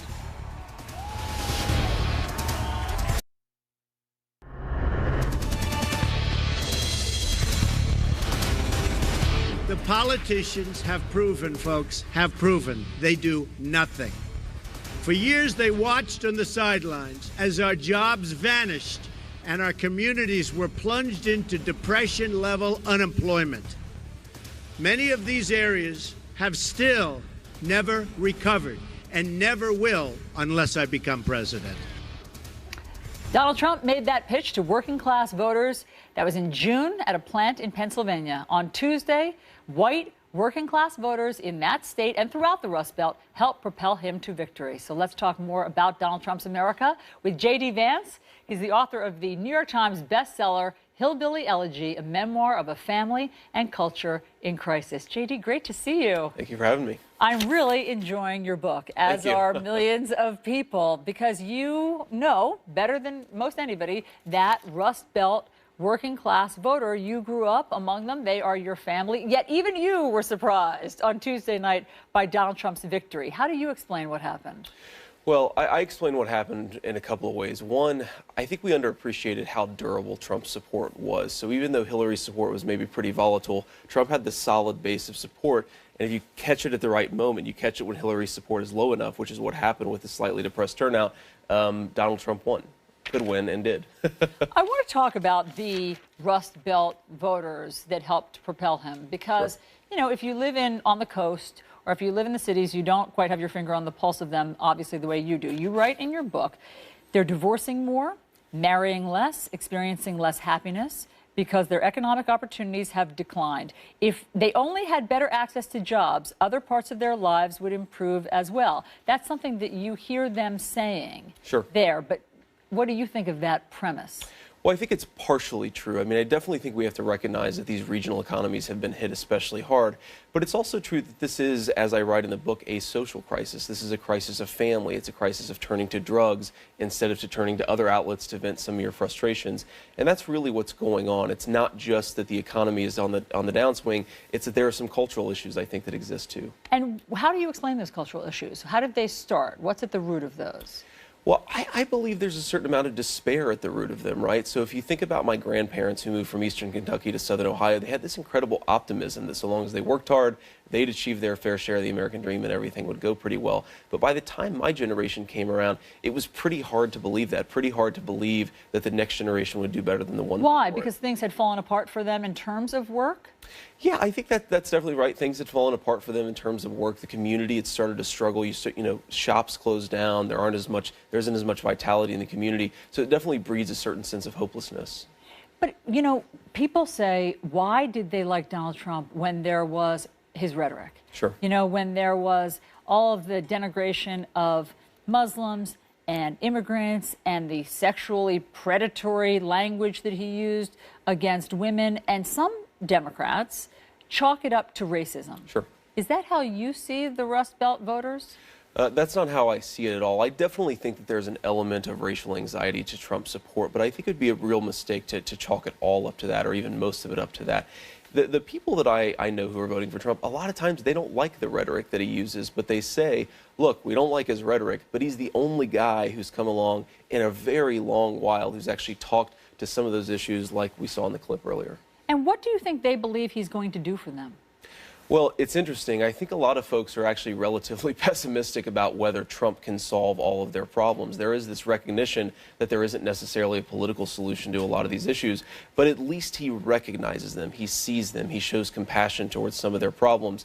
And I think people had a pretty low bar that Trump had to clear. They were already so distressed about the process that Trump just had to see them. But isn't that empowering? I mean, that is fascinating because regardless of whether or not he solves the problem, the fact that they had a voice in this election and that he heard them and saw them is empowering and healing.